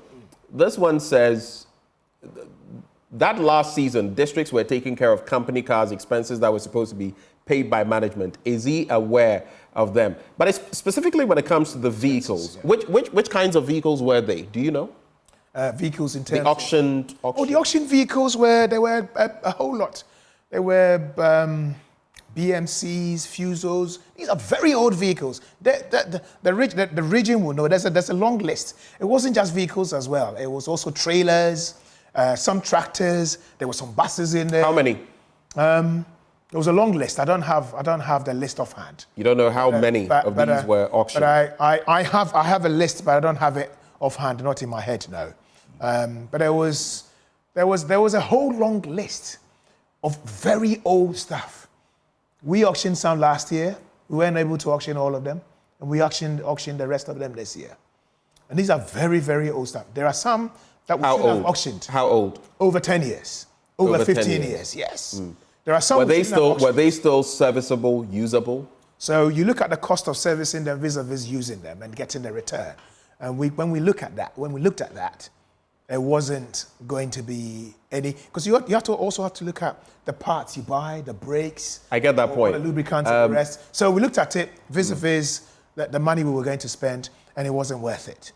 There were 2 buses that were in there that shouldn't have been in there.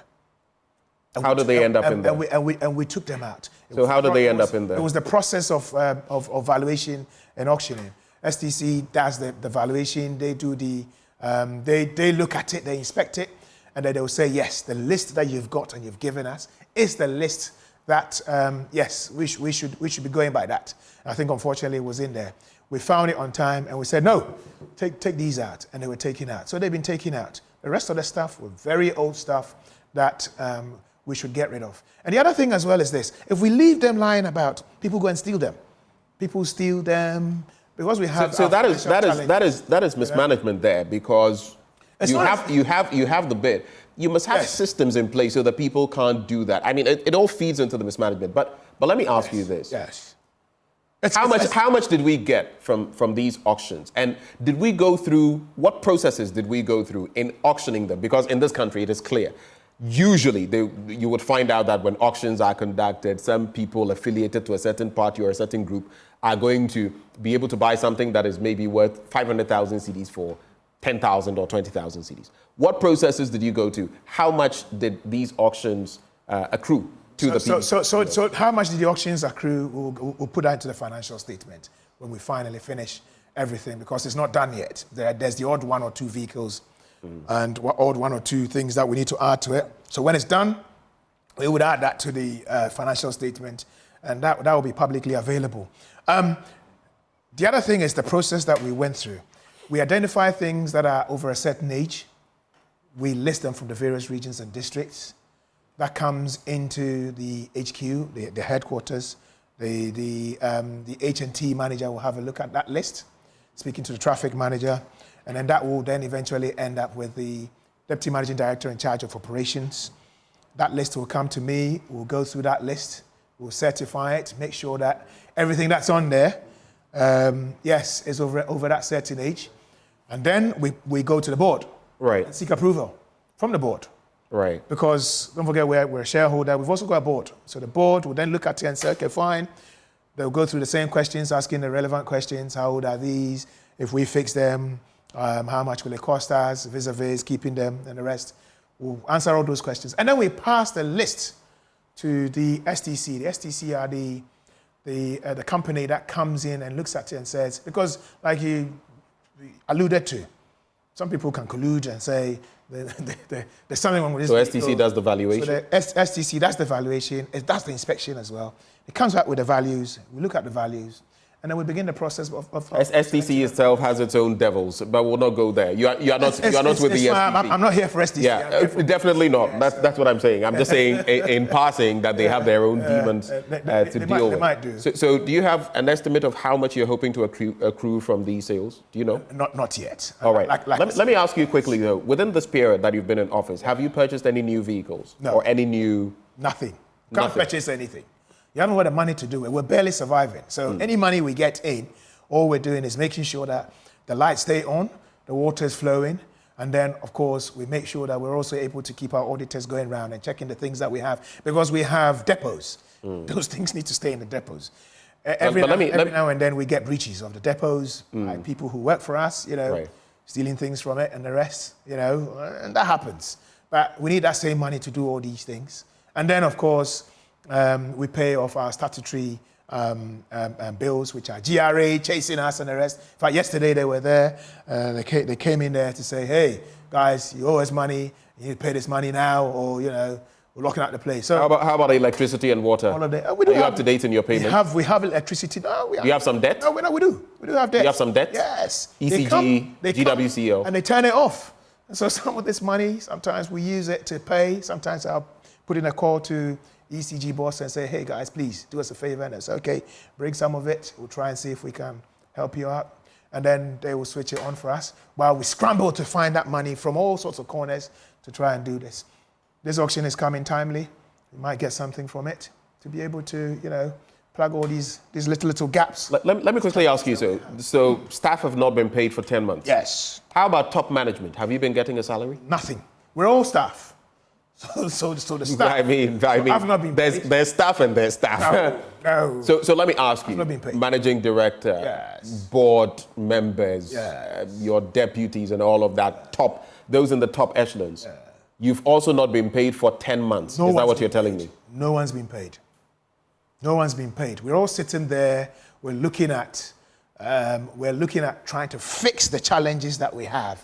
And those challenges are they're very difficult. They're dire. So no one's been paid. There's nothing so damning as this. But I can only apologize to the people and ask them to exercise patience. Ask them to exercise patience. We're almost at the end of the tunnel. We're coming out. I mean, yesterday I had a demand from the union saying, we need our money by so and so date, or else this. And even the union, the national union, is also helping us. The General Secretary, Morgan Ayawini, is helping us, is helping his people. He's trying to hold the people at bay and saying to them, do not protest, do not do this. We see the challenges, and we're talking to government about this. So everyone is in there trying to help. Okay, all right. And that's where we are. So my final bit to you, and after this we wrap, we're done. You're happy that it's ending? No, you've given me audience, so I'm grateful for that. Okay, so the final bit though, on a more serious note, our cocoa production has dwindled massively. If you look at the share of the Ivorians in the market, over 40%, around 43%, and we are around 13% now. There are projections from research institutions that we could hit about 10% by 2025. Do you think the cocoa sector is in such a decline that if we are not careful, we could lose our spot as number 2? Because the gap between Ghana and Cote d'Ivoire has widened beyond anything we've seen in a while. Final comments and then... Cote d'Ivoire has had its issues as well. Cote d'Ivoire has had its issues of decline. Obviously, they are faring better than we are. Well, they've dwindled. We've also dwindled. We are looking to... We have our issues which are probably very local to us. One, force majeure, so the things that we cannot control. Two, we have the galamseyers who are, doing their thingies, and we saw the demonstrations at Lembele, I think 2 days ago or so. I don't speak for Cocoa Board, but I know Cocoa Board is seriously looking at this data and looking to fix anything that seems to force us into a decline. I don't think we will lose our number 2 spot. I know other countries are doing something to try and, upstage us. And they've been doing this for the last whatever. But so you think it's not a threat? We will continue our number 2 spot. PBC is back in the game. We're going to be, We're going to be helping to buy the cocoa, moving it from the farms to the ports and abroad, and also the light crop is more or less for the grinders, the local grinders who do the chocolate for us in this country. So we'll also be boosting the industries in this country. So we won't. All right. It'll be fantastic. Mr. Nkansah, thank you so much for having breakfast with us. Thank you very much. Morning. Thank you. Hope I didn't grill you too. No, it was good. I didn't give you tilapia this morning. It was good. It wasn't tilapia. It was good. It was good. It was good to do this. And thank you to your listeners, Augustine Blay and Dr. Blay and the rest of them, for also watching us. I'm very grateful for having me. Which Augustine Blay are you referring to? The one at the Vice President's office? That's right, yes. I see. Yes, right. Yes. Well, this has been our conversation with the Managing Director of the Produce Buying Company, PLC, Kweku Nkansah. Hopefully you've got some answers to some of the questions that were on your mind. But stay with us. We still have a lot more action in the cocoa sector as far as the European Union is concerned, and more still to come on the AM show. We'll be right back.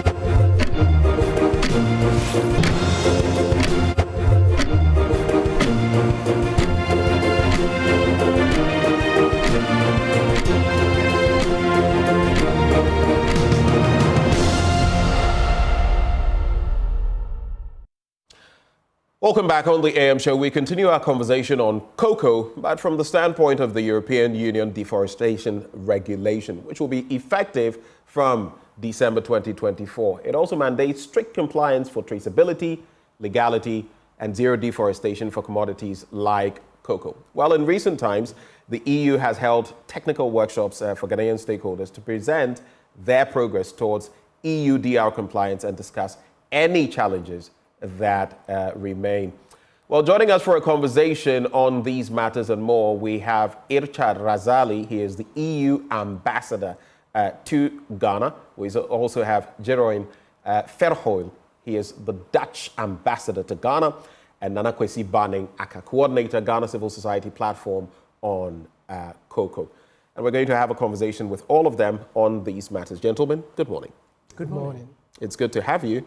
Pleasure. I love your orange tie. Thank you. I know I said that off air. I'm saying that officially now. And your orange tinted glasses as well. You're truly representing the Dutch here today. The cocoa colors that I'm representing. Yeah. So let's start with the connection between cocoa, Ghana, the EU, and the Netherlands. But from the EU standpoint, cocoa, Ghana, and the EU. What has the relationship been like? Why are we even interested? The European Union is the largest cocoa consumer, chocolate consumer, and Ghana is one of the top cocoa producers. So this is, I would say, a normal love story between European Union and Ghana, and this is the reason why we are so committed to work with the Ghanaian authorities, the Ghanaian producers, the Ghanaian regulatory bodies in order to make this environment as sound, as conducive as possible.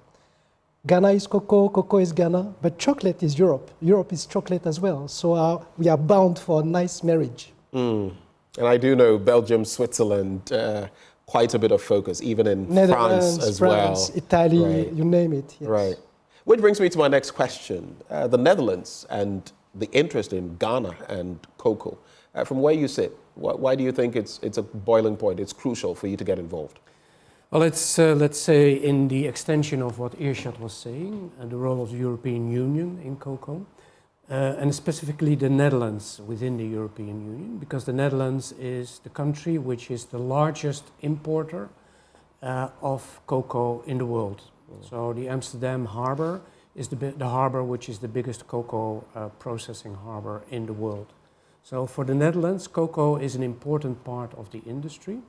And the relation with Ghana has been there for a long time. Since I would say the recent 60 years, we've been importing a lot of cocoa from Ghana, and we're processing cocoa in the Netherlands. And that is the historic link between Ghana and the Netherlands. And cocoa is a central part of that. From what you said, what do you consider to be the major stumbling block when it comes to sustainability of cocoa production in Ghana? Well, I think that Ghana is at the crossroads at the moment. And there are, I think, three main issues. The first issue relates to the question, does Ghana want to become, again, the Gold Coast, or does it want to become the Cocoa Coast? And so far, the choice is not made explicitly in policy, but the choice is made in practice. Because if you look at the export of cocoa and the share of cocoa within export, that has been declining significantly. The most recent figures are that the share of gold has risen from 40 to 50%, and the share of cocoa has reduced from 20 to 12%. So Ghana is making a choice to become the Gold Coast again, whereas it has the chance to become the Cocoa Coast. But you know, we've been bedeviled with our own challenges, including Galamsey and maybe policy. Right before you came in, I was having an interaction with the managing director of the produce buying company, PLC, and I had to grill him a bit on some of those. But these are not the best of times when it comes to our cocoa, and that was why I was asking you about the challenges. But how is the Netherlands helping the cause? Well, I was saying that there were three issues, so I started with one. That's the choice between cocoa and gold. The second is the role of COCOBOT within the industry. Right. And I think that COCOBOT is really in dire straits, not only PBC, but also COCOBOT itself is in dire straits, in the sense that over the past 12 years, COCOBOT has not made a profit for more than 2 years out of those 12 years. So it has been running at a loss or break even for almost 10 out of 12 years. And even this year, with cocoa prices at its highest ever, COCOBOT is expected to run again at a loss. Right. So I think Ghana has to ask the question, are we running COCOBOT in the right way? Are we running COCOBOT in the right way? It's a question we have to ask. That's a question that Ghana has to answer. We are, of course, only customers of the COCOBOT as the Netherlands. Right. And we look at it from the outside. But we do have those questions. And I think that Ghana has a question to answer in this regard. So that's the second issue, right. Position of COCOBOT. The third issue relates to the international collaboration between cocoa-producing countries, Ivory Coast and Ghana, and the rest of the industry. And I think it is time now to come to an agreement between the main stakeholders within the cocoa sector internationally about how the sector should evolve in the coming few years. Right. And there is an organization called SICSI, Ghana Ivory Coast Cocoa Organization, and they are preparing a plan for the whole sector and for the main producing countries to come to such an agreement. And I think that is one of the things that the Netherlands is supporting very much, that it is high time that we come to such a plan and that the Netherlands provides support for that. Interesting thoughts, and you've got us, looking at many different areas. Nana Kwesi, you heard it there. I don't know what your thinking is about the role of COCOBOT in all this. We are not discussing COCOBOT, but he has obviously said that we should ask ourselves whether COCOBOT is doing the right things. But when it comes to the sustainability of cocoa production, from the standpoint of a CSO, what do you make of that? Are we on the right track? What can be done better? Yes, we are on the right track. So for us as civil society, what we do is to ensure that smallholder farmers benefit from sustainability programs and also reform processes in the cocoa sector.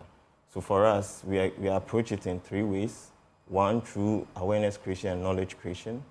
Another, through capacity building, where we build a capacity of cocoa farmers on some of the sustainability programs in the cocoa sector. Another is to do monitoring, where we build a capacity of these cocoa farmers to be able to monitor implementation of programs in the cocoa sector. Let me emphasize that to ensure sustainability in the cocoa sector, we need good agricultural practices, we need good governance practices, and also we need policy reforms in the cocoa sector to ensure that cocoa farmers are benefiting from most of these programs in the sector. One thing we know is that cocoa sectors are omitted from the policy space, which is something that we as civil society is trying to build a gap, where we provide platforms for them to engage. When you talk about the Ghana Civil Society Cocoa Platform, this platform brings together civil society, farmer-based organizations, farmer cooperatives, media working in cocoa. So together we work as stakeholders to promote the welfare of cocoa farmers. So that is the contribution that we are making. I think Ambassador talked about three-pronged policies, the economic, the social, the environmental. Those are entry points for us. So with the economic, where we are looking at cocoa pricing, where we are looking at cost of production, we are trying to build capacity of cocoa farmers where they diversify their income generation activities. We'll teach them on other practices that could help them to benefit from also income. Then when you talk about the environmental issues, deforestation, which has become one of the major problems in the cocoa sector, he talked about the EUDR, which is coming up. So for us, ours is to make it possible for cocoa farmers to understand the issues in a way that it is easier for them. What are the issues? Pardon? What are the issues? So the issues, that is deforestation. We have child labor. So the EUDR is looking at the environmental and the social aspect. So we are making sure that we bridge that gap so that our cocoa farmers are well informed and well prepared.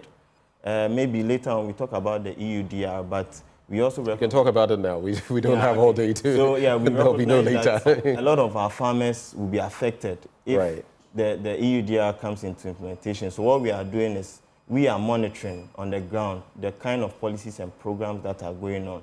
Currently, Cocoa Board has the Ghana Cocoa Traceability System, and it is something that they are trying to do a first from bean to bar, so a first line to last line traceability to find out where the cocoa is coming from, the point of origin through to Europe, so that if there are any issues around it, cocoa farmers are able to see. Okay. Yeah. All right. So those are things. Let me come back to you, Richard. So there are all of these issues. CocoaBot, as you know, has been mentioned already, and the entire value chain, including Galamsey and everything else that is doing. The EU has had cause to tell Ghana at some point that, look, you have to regulate these, else there are going to be problems with the quality of your cocoa and even the possibility of buying them. What interventions have you brought to bear as the EU, as the Netherlands, and I'll come to you on that, in this regard? I think it's very important to have in mind the fact that Ghana and Côte d'Ivoire are the only two countries in the world that will benefit the support of the European Union to meet these requirements on traceability. So in concrete terms, we are working on a daily basis with CocoaBoard, because this is one of our port of entry into the cocoa world, in order to set up a robust, credible, and effective traceability system, which has been described by our friend, which ensures that we know from the planters to the port from where these beans have been harvested and in which conditions these beans have been harvested. Deforestation, unacceptable labor conditions, so on and so forth.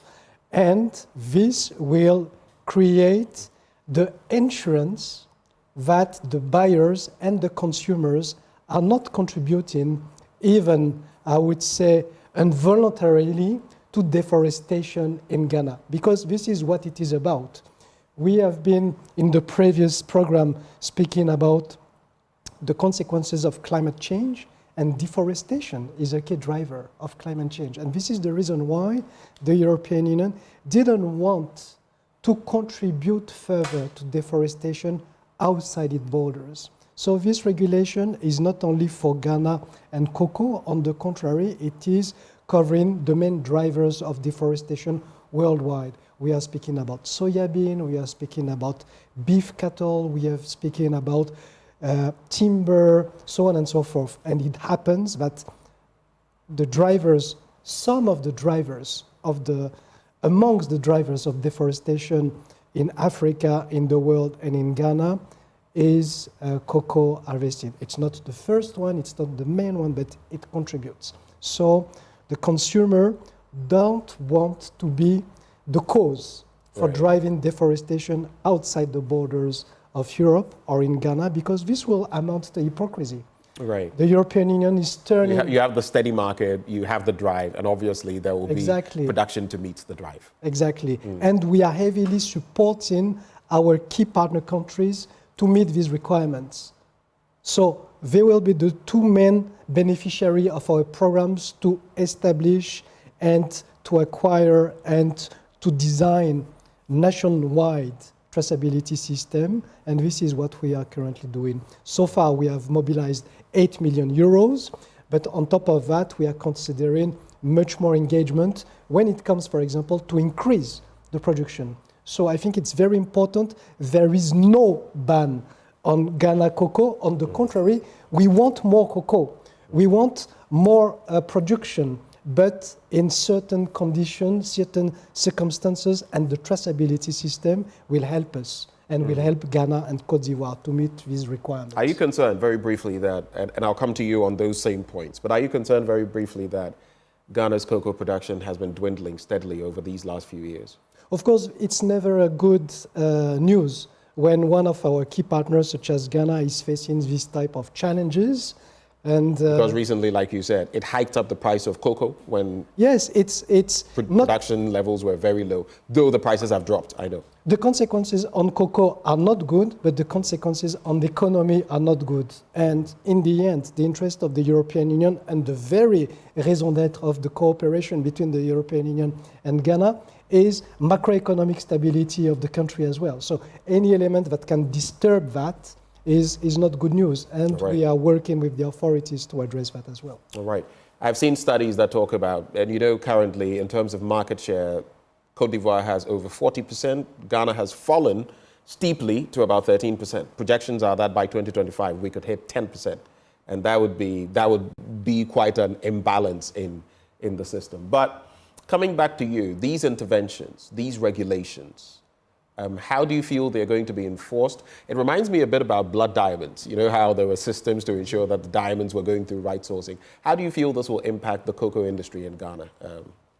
Well, let me make 2 points here. First of all, that this implementation of this regulation is quite a complex process, because production of cocoa in Ghana is smallholder business. So you have hundreds of thousands of farmers who are producing cocoa. And you need to map all these farms of these farmers, and you need to trace the cocoa bean that is exported to that farmer. So that is a very complicated process. And I must commend COCOBOT for the efforts that they are putting in to make that happen. So first of all, it's a complex process. Secondly, the checks on whether the regulation is implemented are not done by Europe, but they are done by the member countries. So the Netherlands is responsible for checking whether the EU regulation is implemented when the cocoa enters the European market in Amsterdam. So that means that the Netherlands authorities, the customs authorities and the Food and Drug Administration, they are responsible for checking the implementation of the regulation. And what we are going to do, because it's quite early days, it's 6 months now that we have, 7 months before the regulation enters into force. So what we're going to do is to do a trial run, a dry run, in the sense that we are helping a company to mock an export of Ghana to the Netherlands. And then we're going to see how the checks are going to happen and how that dry run is running, and what issues are emanating from that, and then we can resolve those issues before the entry into force of the regulation. So that's how we're going to help Ghana, COCOBOT, the farmers, to keep on exporting their beans to Europe. Nkansah, now we have the EUDR, we have the CSDDD. How do you feel civil society organizations can feed into this in terms of the implementation? How relevant are you going to be in the implementation? Okay. So just like the commissioner said, the EU is supporting the platform, that's the Ghana Civil Society Cocoa Platform, to be able to also prepare the farmers. So that's civil society. We, like I earlier mentioned, we know that most of our farmers will be affected. So we are trying to do our own assessment to see how many of our farmers will be affected. Also in terms of readiness and preparedness, how informed are farmers on the EUDR and the CSDDD. With the EUDR, we know that COCOBOT, with the Ghana Cocoa Traceability System, has mapped all the farms, and their system is fit and ready according to our communication with them. So for us, we are doing the monitoring to see whether the system is ready enough to test it, to see its readiness for the EUDR. Also with the CSDDD, we know that there's some requirements for companies. So for farmers themselves also to test those grievance mechanisms. How do we pick up the issues? How do we bring it to the attention of Cocoa Board, to the attention of the companies, so that any human rights abuses that we identify, we bring it to their attention and we see how it's resolved. And also, one thing we're also trying to do, like I said, the monitoring, which is very important, because if you are going to influence policy or to cause reforms, then you need evidence. So the evidence is going to come from these same farmers. So we are building their capacity for the farmers themselves to do the monitoring. And it's also thanks to the support from the EU. So that is how prepared we are. And we are also preparing our members so that they do the tracking and also with the education at the grassroots level. That is very important because majority of the focus has been at the national level. Right. But the conversation has not been strong enough at the grassroots level. So that is the part that we are strengthening as civil society so that we ensure that our farmers benefit from it. Because we keep thinking, what happens if some of our farmers are cut out due to the EUDR? Maybe they are complicit with deforestation. Is there a compensation for them? How do we prepare them? How can we report on it so that at least if there's any support for them, then we can provide it to them. So that is how we are also preparing ourselves. Irshad, I see you have some thoughts on that. So we're wrapping up on this conversation in 30 seconds. Final words on that. The cocoa world is a very complex, integrated, and this is the beauty of what makes Ghana and cocoa likable. This is the reason why the European Union is working with all the stakeholders. We are working, of course, with Cocoa Board, with the government, with the CSOs, with the planters, with the business, with the member states, because this is a full ecosystem. And the concluding remark I would like to make is we are trying to bring on the table solutions. It's about solutions. How can we work all together to make it work? Right. So this is, I think, the philosophy which drives our support to Ghana, to Cocoa Board, to the CSOs, to the planters, so on and so forth. We have to bring on the table solutions. All right. Ferho? Well, cocoa is important for Ghana, cocoa is important for the European Union, but cocoa is in crisis. And what we need is another C, and that is collaboration. We need to work together in order to overcome this crisis. Right. And what I see right now is that each actor, each stakeholder is going its own course. And there is no unifying force to bring all those stakeholders together.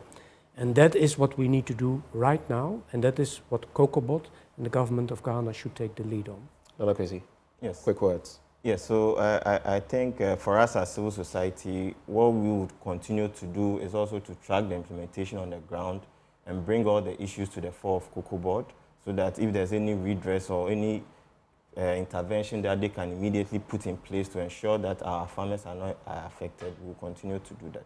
Right. So those would be my final words. Your Excellencies, Nkansah as well, thank you for coming. Those who joined us for this all-important conversation, the EU ambassador to Ghana, Irshad Razali, were also joined by Jeroen Verhul, Dutch ambassador to Ghana, and Nkansah Banning Aka, coordinator Ghana Civil Society platform on cocoa.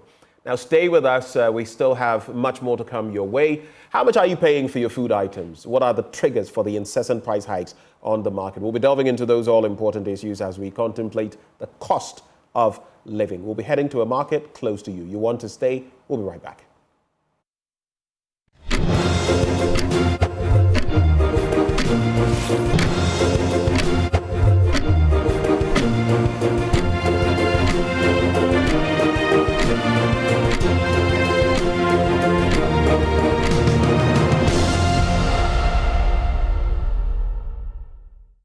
Prices of almost every commodity on the market has increased, has seen an astronomical increase.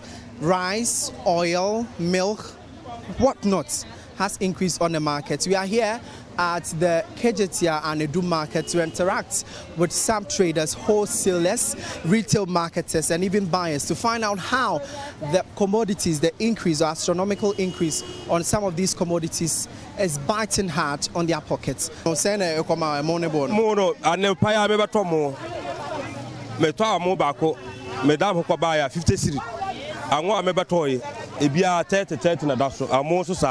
Just this morning, I came to buy rice. When I returned to buy another, they said they have increased it by 50 Ghana cedis. The prices increase at least thrice in a day. But I'm on auto the Mabusa and auto a tongue. You don't quite long journey. But over far, I say 50 bars. But to make it 30 bars. And so. First, I said to Sikaso, so come there. But they said they are Ekite Sikaso come there. They promised to make things better. We have money, but we cannot buy anything. I have to add the cost of transportation to the items. But they say money is 7.3. They say me quite some to go 8.3 because me in and out. And my intimate home, not yes, someone team one bonus. Ghana there, I want to learn a best. You see, Kadiashi. We are incurring losses. We have no money now.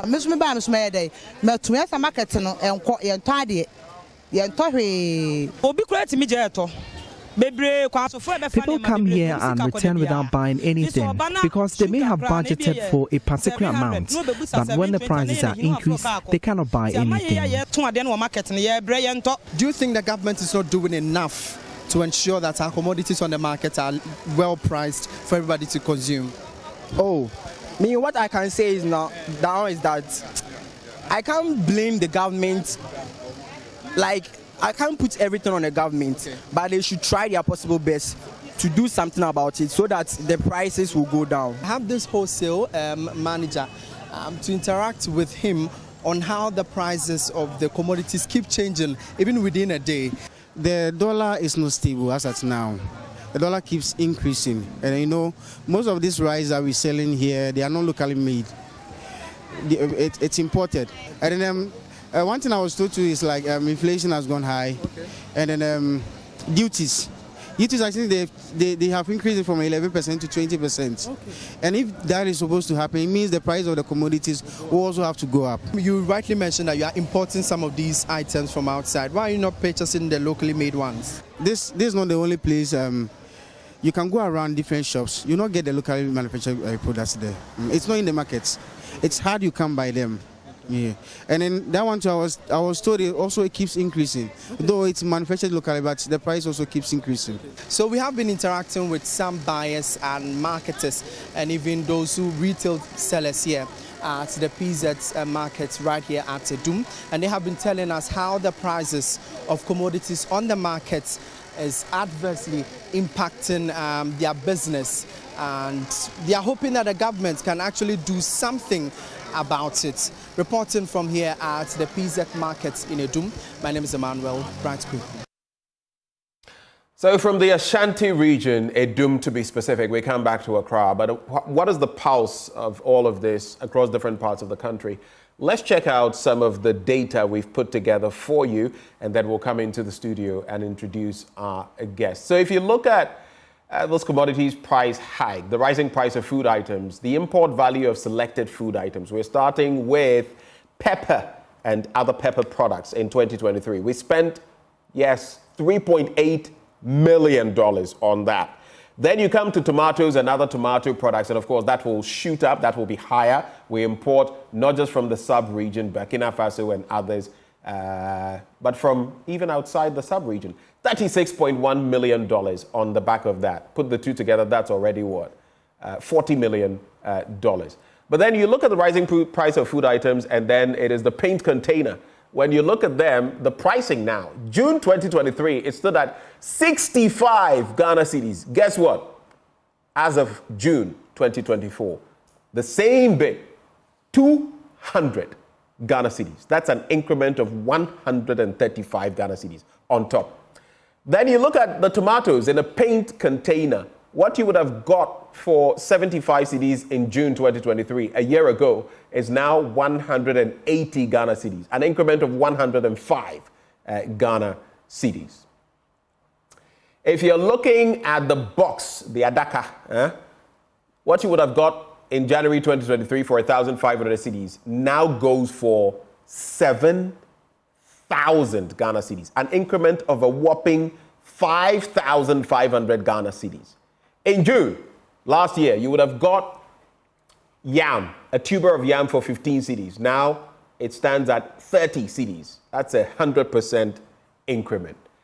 So these are just a few of those we've been looking at. But joining us for a conversation in the studio, we have Dr. Theo Champong. He's an economist and political risk analyst. He joins us in the studio. Doc, it's always good to have you. Yes, no, good to hear. You're looking dapper. Over life, Kakra. Still, the economy is biting. The economy is biting. Yes. It's good you stay out of town a lot. But here it is. You've seen the picture we've painted. I mean, if you look at some of these figures, it's mind-boggling. Having to buy a box of tomatoes, what you would have bought for 1,500 cedis, and now it is 7,000, an increment of 5,500. It then begins to make sense why purchasing food has become so expensive everywhere you go. But what do you make of where we are, the underlying factors, and how we even got here?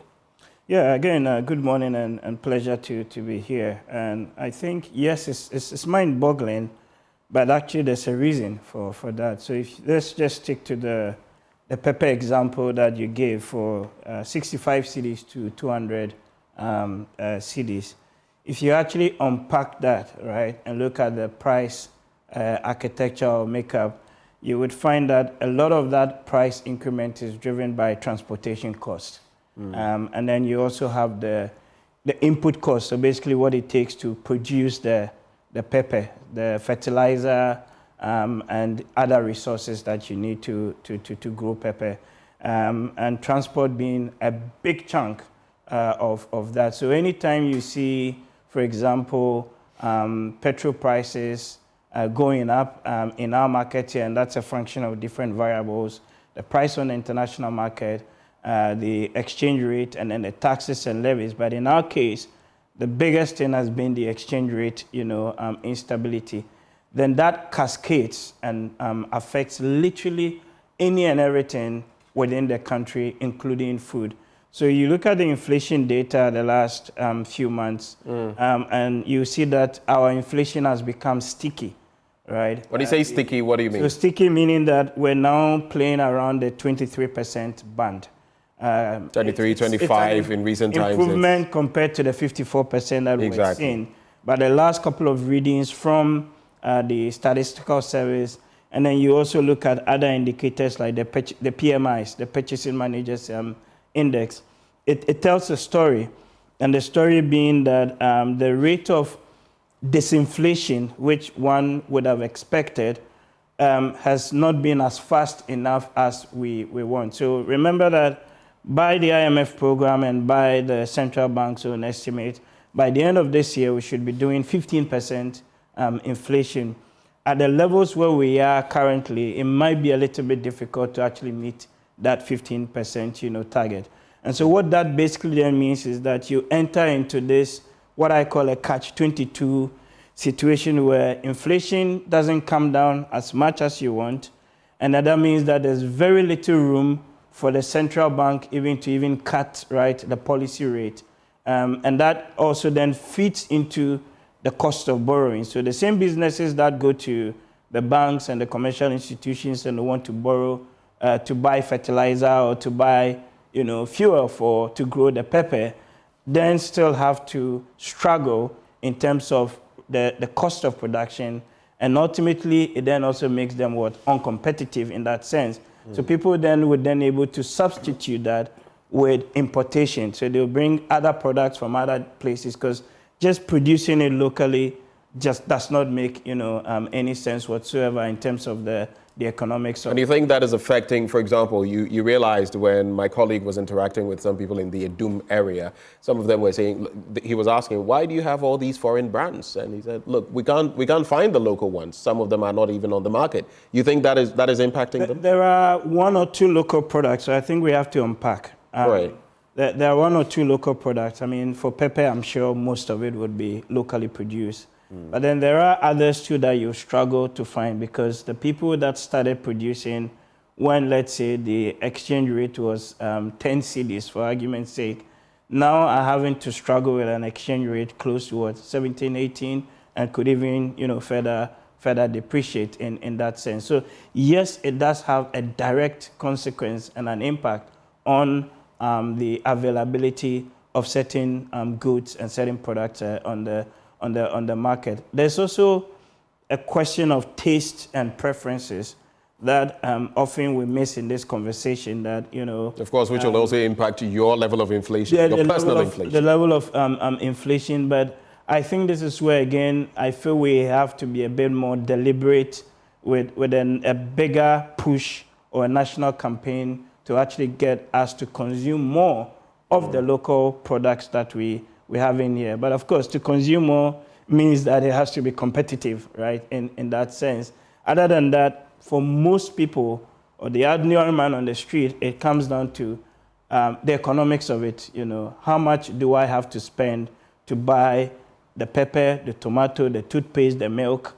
If I go and I find an alternative on the market that is cheaper than what is coming from the local market, often people would go for that, you know, versus the local alternative. So looking at all of these factors that you're making mention of, yes, your taste will determine it, but nowadays, look at some of the most basic products: pepper, onions, tomatoes, rice, and the rest. These are things we do produce here to some level. But looking at the escalation in prices, yes, you've said everything that you've said, but how does it add up? Because if you look at the stark differences, 75 to 180, year on year, it's horrifying. Like, we're not even talking about fish. We're not talking about, you know, chicken, eggs, stuff like that. I mean, your common our common snack around here. Look at how things have escalated. Look at sachet water. Yes. And where it's got to. Bottled water. And where it's got to.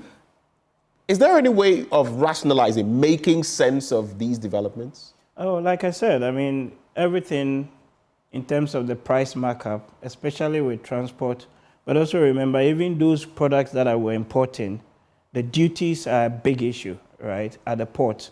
So most of the duties are benchmarked in dollars, isn't it?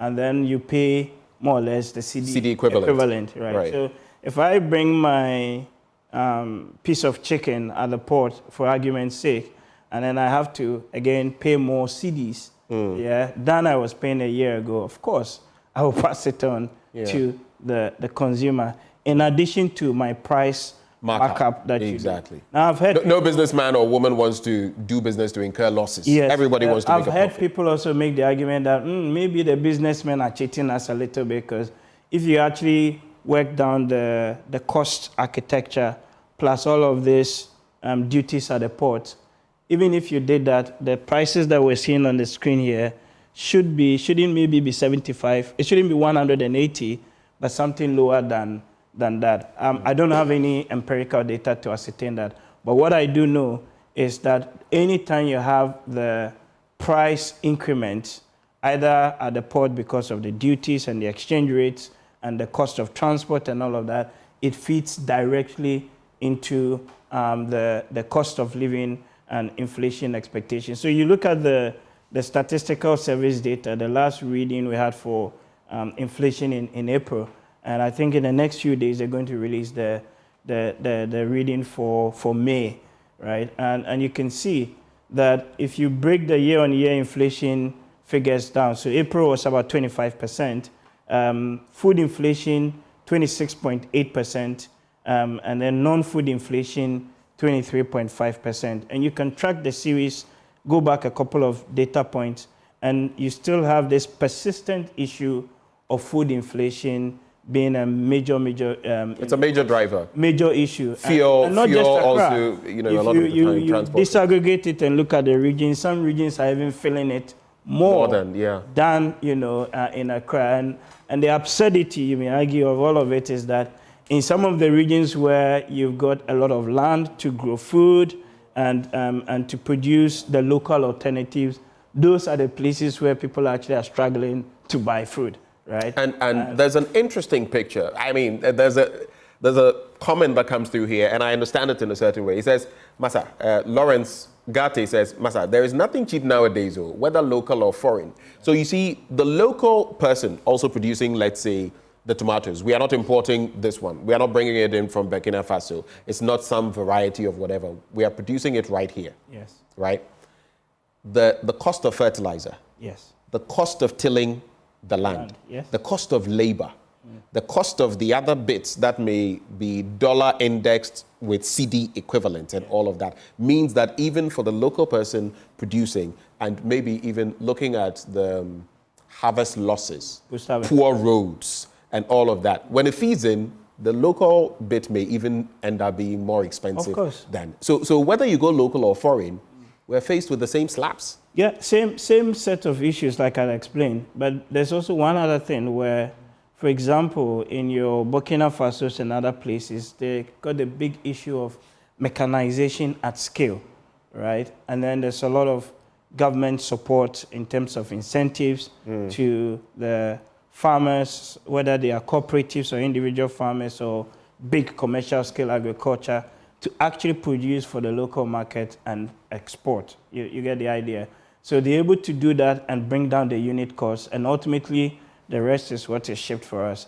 I was driving on the Nima highway yesterday, and in the middle lane, I saw an advert where they're basically selling or advertising chicken, and the chicken is actually coming from Brazil, right? And then I was asking myself, have we sunk this low? Yeah. Right? That is not to say that from the Akoko Dakos, the Dako farms, and all those. Trade is good. You make something somebody buys and sells and all that. But ordinarily, something like chicken should be something that actually we should be able to produce, right? And mass and mechanize. We should also be able to produce toothpicks. Yes. But we are importing toothpicks. Bicycle spokes, right? Yeah, the spokes in the wheel. On the wheels, and that's because, again, it's the business environment has been constraining. And like we're saying, no businessman would be able to produce competitively if your cost of borrowing at the bank is well in excess of 30%. Exactly. Whereas in some cases close to 40%. The guy in Brazil doing that same chicken may be getting it below 10%, right? Yeah. All things being equal. So you can again look at there's a piece of report that the Statistical Service put out.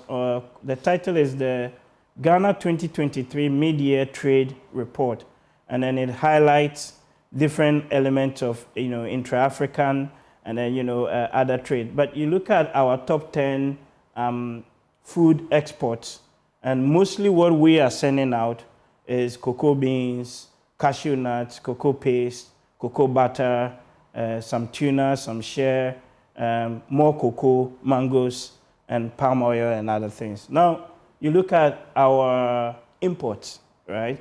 And then it says we are importing cereal grains, yeah? We are importing, number 2, frozen cuts and offal or fowl, so chicken, yeah? We're importing palm oil and its fractions. We're importing guts. Can you imagine that we're importing palm oil? Can you imagine that? And stomach of animals. So the intestines, the other parts. And then all of that. You've got fish, frozen fish, and then you also have palm kernel, and then a couple of other things that are in there. I think that we can produce these things here at scale and in volume. What you've got to do that is then comes down to a question of incentives and a question of the business environment. But we have, even as you talk about incentives and the business environment, just feed into this. Incentives, business environment. We have planting for food and jobs, rearing for food and jobs. We have 1D, 1F. Why have we not been able to plug these holes? You can do all of that. The numbers shows for those ones that some of the production volumes have gone up, but you still have a huge demand. And even if you produced a lot of plantain or cassava under 1D, 1F, and you're not able to move it from the farm to the place where it's needed because the road is bad, because there's no cold chain storage solution, because the guy who's even trying to produce has to buy fertilizer at 3 times the price and all of that, right? You can have the policy, it'd be beautiful on paper, but it wouldn't have a major dent in terms of bringing down, right, your food inflation, much less then fits into the overall inflation level and gives the central bank the room to cut policy to bring down the cost of business. That's the missing link that sometimes I think a lot of people also forget, that in all of this inflation, cost of living conversation, it's become, you're caught in a whirlwind. But we know that if you address one, it has a cascading impact on, other sectors of the economy. Mm.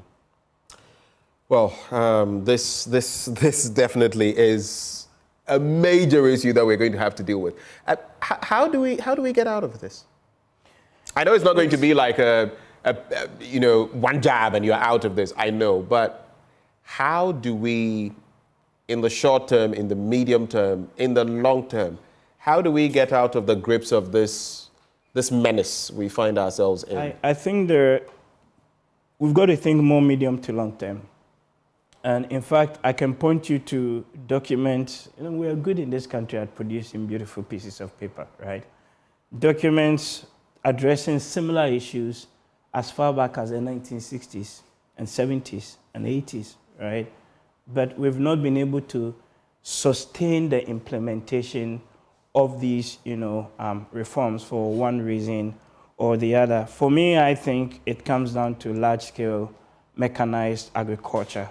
Agriculture as a serious business that we do. There's room for subsistence farming. But even when I worked in, you guys were talking about cocoa, right?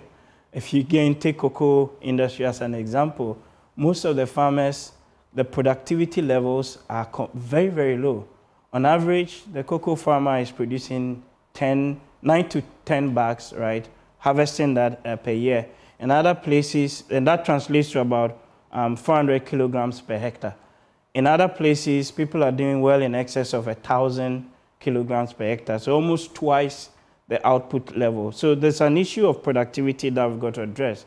And that, I think, can largely be done through large-scale mechanized, agriculture.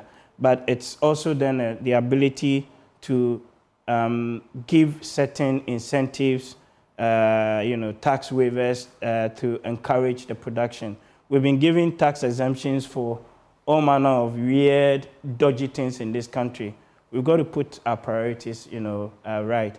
And I think if we do, together with, the other interventions, it could even help address the issue of the youth unemployment that we're talking about. I'll use myself as an example. I was discussing this with some friends and my wife. I'm looking forward to getting into agriculture. Mm. Right? Yeah, I'd love to. Please take me along. Some scanning around. I want to get into. I want to produce tomatoes, right? Grow tomatoes. Okay. Grow peppers. Which variety are you looking at? I don't know the variety. Okay, yet. You have to get into that first. No, but the whole idea is to do it on a big mechanized scale. So you have like large greenhouses that you're growing tomatoes. Irrigation. It's not just one season, but you've got drip feed agriculture, a much more scientific approach to doing it. Right. So every maybe 4 months or so, you're actually harvesting tomatoes, and then you've got the value chain. So you have some little cars, you've got the storage that can then move your tomatoes or peppers from your cold, chilled warehouse to the supermarket and the markets that need it. Other than that, we'll be here in 10 years' time. We'll still be talking about this same thing because everything is dependent on the rain. And once the rains go out, so in August this year or September, you enter the food bumper season. There'll be some food around. And then we all go and sleep. It's like the proverbial, grasshopper, right? Yeah. It says that, tomorrow, during the summer, I can eat and sleep and all of that. Forget about winter. While the ants are storing. Exactly, right? And the good book says what? If you want to be wise, go and observe the ant. From the ways of the ant. I think that's what we've got to do. Interesting thoughts. That's a powerful way of ending the conversation. But Ghana Forward, this is where we are. Cost of living. Mikrami Yamashimi. I mean, I look at some of the things and I'm thinking, wow. Is this where we are now? But we can only hope, pray, and work for better times. Well, we also have a visit to the Malata market. Our colleague Semefa was there. We'll bring you some footage on that as we cap off this conversation. Sack and 1,002. Nank yet on 700. And last week we by 800. This week almost 1,002. 1,002. Transportation my kaya yo my. Until say who can in our woman not just say 1,003. Your fan work to cook. And I said dominance. Sanet and say Nanka rubber near 50 cities. To say 60. The sack of onions used to be 700 cedis. Just this week, it is 1,200 cedis. I think this is due to the transportation cost and the depreciation of the cedi against the dollar. Nigeria didn't work from Kakra chain Nigeria. No, them said dollars and also can be Nama, Ninian, so no alcohol. No, my drink on 20, Kitwani at 10. They say 100 cedis. Because no bonus, we're 40, we're 60, Emma Green. Kokona ne boy me so be because me will say ne boy. I don't buy much because of the prices. The amount of money that can be used to buy the sack of pepper a few months ago can only purchase half a sack today. Basket no, wait, your basket be a yellow blue basket, Emma. I know, son, no, I must say 11 million. Until 11 million, I tobacco, no much him, no much tumbi, and the channel myself too. Said I be any America. Rubber near 150, and I weigh near 80, weigh 50, weigh 30. Once in so I turn to S and a man wide, Navrungunuko. If Tanbakunus or the 2 and Poto. I wish we could add value to the Ghanaian tomatoes because the ones from outside the country sell faster. That is the cause of the cedi depreciation. But towns can be black, come be man, so now wow, man, so now is it can you from to Besa is it can be black or Geo Mudeno. Chamani Boyade. Pepper to whatever. And we can't make it. We're just struggling to buy little for the house. Before I come to the market to buy once a month. And now I can't. Every 3 days, every week itself I can't. So we hope for the best when the rain stops. How does it affect the quantity of food that you prepare for the family? It's unfortunate. A family of 2. It affects it though because if I like a gravy. Because I don't like canned tomatoes, I like the fresh tomatoes. So it's affecting me well. So we have to reduce the size we eat, we take, and the size we buy to squeeze ourselves to see whether it will last for us. When I bought our vegetables, I cut them, so tomato, onions. I was just asking her, I think they found a nice way of selling to you without you realizing it. So instead of increasing the prices, they reduce the quantity and they're taking you the same thing. So I think it's one of their strategies of making sure that people don't complain. But definitely we will know the difference. Yeah. I mean, if I come and the quantity has reduced, I will definitely know. So I was asking her about why the numbers. They used to give me so many fingers. Now it's just a few of them. Yeah.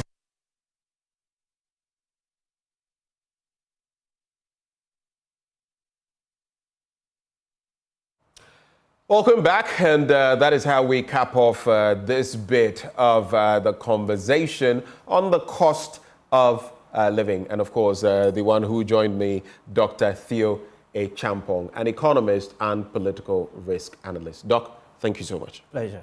All right. Well, when we return, something big is coming your way. It's all about Big Chef. Out of the 12 contestants that began the season, only 6 have made it to the grand finale. Come June the 9th, these 6 finalists will be slugging it out in the kitchen for the ultimate prize. Now, who actually gets the gong? We'll be telling you more about that as we host our guests in the studio. Do stay.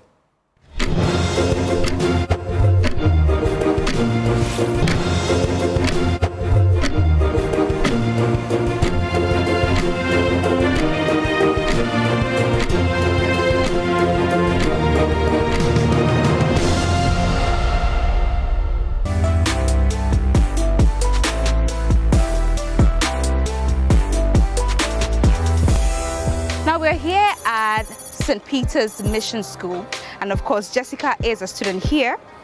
And so shortly we're going to hear what her friends and teacher have got to say to her. Come along. Hello, my name is Melissa, and Jessica is a very good friend of mine. She's very kind and caring, and she shares things with others, and her meals are also very fantastic. My name is Barbara. I am Jessica's English teacher and her class teacher as well. I've known Jessica to be an amazing soul, a wonderful person. She's smart, she's phenomenal, and she's always on top of her game. I'm Karen, and Jessica is a very good friend of mine. She loves to share ideas of everything that happens at Big Chef. So I urge you all to vote for her. She always learns how to encourage her friends, try as much as possible to solve difficult situations, and approach teachers with the ones she can't tackle. I urge everyone to vote for Jessica because she's so wonderful and she's going to be amazing. Her code is *711*60#, and you choose nominee 4. Dial *711*60#, nominee 4. We wish you all the best, Jessica. We love you so much. Vote Jessica.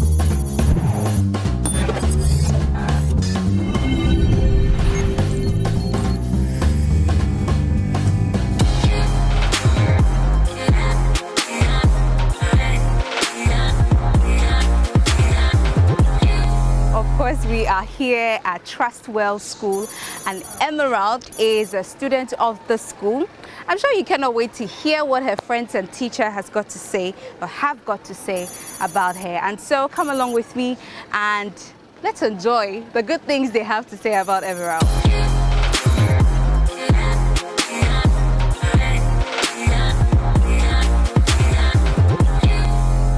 Lovely people of Ghana. My name is Yvonne Amo, a student of Trustwell School. Emerald has been my friend for a couple of years now. Hi, my name is Precious from Trustwell School. I'm in Basic 8 with Emerald, who is my good friend since I came to this school. Emerald is a talented girl. Emerald is a good cook and she prepares tasty meals. I'm encouraging you all to vote for her on the short code. *711*60# with her personal code 6. Hi, lovely people of Ghana. My name is Nathaniel Ladijo. I'm the class teacher of Emerald, who happens to be one of the finalists of Big Chef Season 3.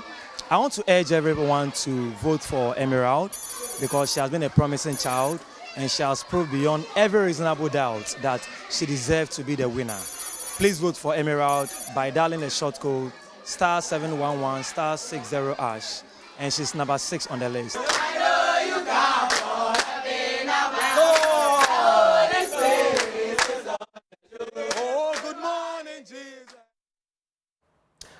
And that's it. It's big on Big Chef. Come June the 9th, these 6 finalists will be slugging it out. We'll find out who wins the ultimate gong. But joining us in the studio for a conversation, we have Barbara Amo.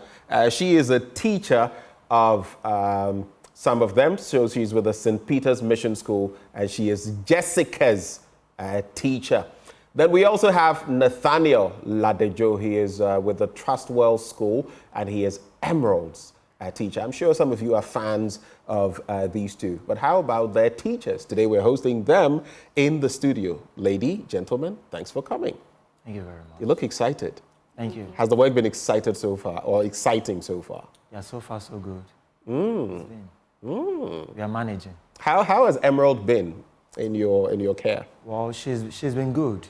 Yeah, in fact, the exposure she has received since she joined this program, it's been marvelous. I see. It's been so great. Yeah. I see. And you teach what? Social studies? Studies, yes, please. And Barbara, you teach English. Yes, please. So how she can articulate and how has Jessica fared under your watch? Jessica, she's a very brilliant person, and she's amazing. She's talented too. In the classroom, she proves herself worthy that, in fact, she can do this, because it's not all about English. When you go around all the subjects, I was looking at her report card. She was good. She's doing amazing. Jessica is doing good. I see. So it's not just about the culinary skills, cooking and all of that. You're giving them a well-rounded formation, social studies, knowing a lot about them, English language and all of that. But let me start with you, Barbara. What do you make of this initiative? What do you think about Big Chef? Big Chef, first of all, I would want to congratulate Joy Prime because had it not been this program, I wouldn't have known that we have some students who actually, though they have not grown, but they are so amazing. I didn't know we have big cooks around. It's very good, and other students who are popping up that they also want to come out and also exhibit their talent. So I see this program to be very good, and I'm sure it's going to help other students and other children who also have talents to also come out. So well done, Joy Prime. Well. All right, and for you?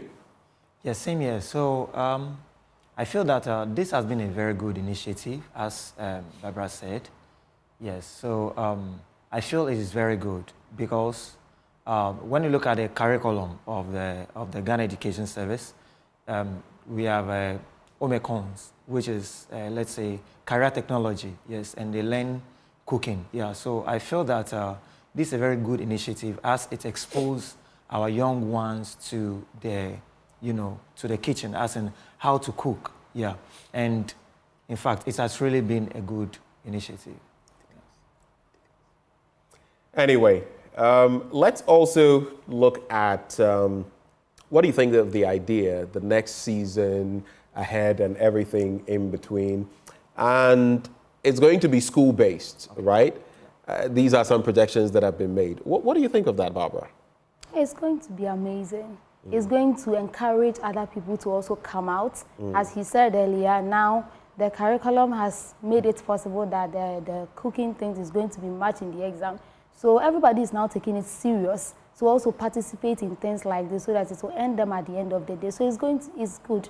It's good that it's going to be school-based. It's going to encourage most of the students to come out and also show their talent. Do you think your school will be fielding someone? Yes, my school will always do that. We are preparing towards that. A lot of students are coming up, as I said. They will be coming to me and other teachers that they would want to contest. Just as other competitions, when one person moves, the rest will be following. So I'm sure immediately Jessica moves, everybody will be following as well. Trust us. All right. So how about your end, the school you teach at? Yes, please. So since now it's going to be school-based, it's a very good plan. Because if it was possible for us to have 2 contestants from a school, I believe from Trustor you have more than that. Yes. Oh, wow. Yes, please. Sure. Because most of our kids, they also want to be on the season 3. They wanted to be on the season 3. So I think going forward with the season 4, most of our kids will be very glad to be. Since you make that point, how beneficial do you think this has been to the schools themselves? You're also on TV and all of that. I'll start with you, Nathaniel. Yeah, so we've received a lot of calls from different places, that Trustall is on television. And with Emerald as well. More Yeah, Tom. In fact, it has been good. Yeah, and with Emerald as well, in the community, she's well known. People see her on the streets and, wow, that's Emerald, Joy Prime. Yeah, so it's the fame she has received. The platform is big. Yeah, it's very big, yeah. The fame that the school has also received, it's marvelous. I see. And for you, you've also sold your school out there. Yes. And I'm sure people even see you.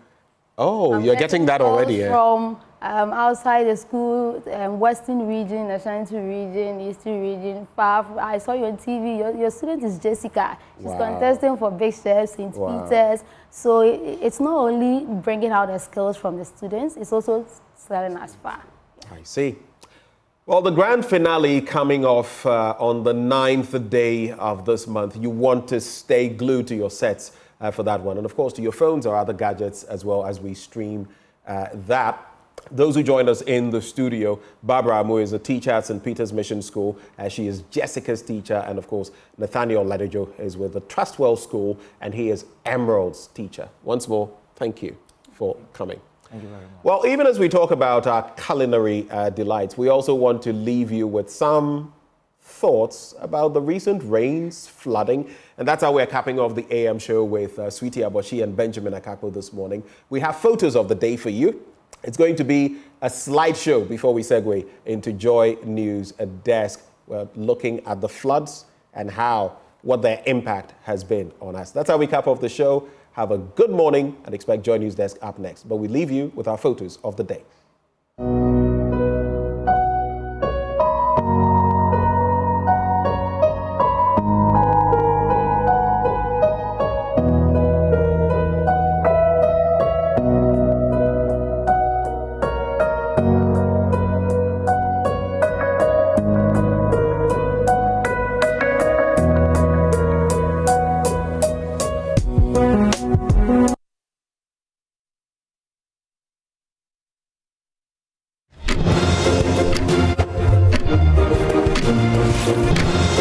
Thank you.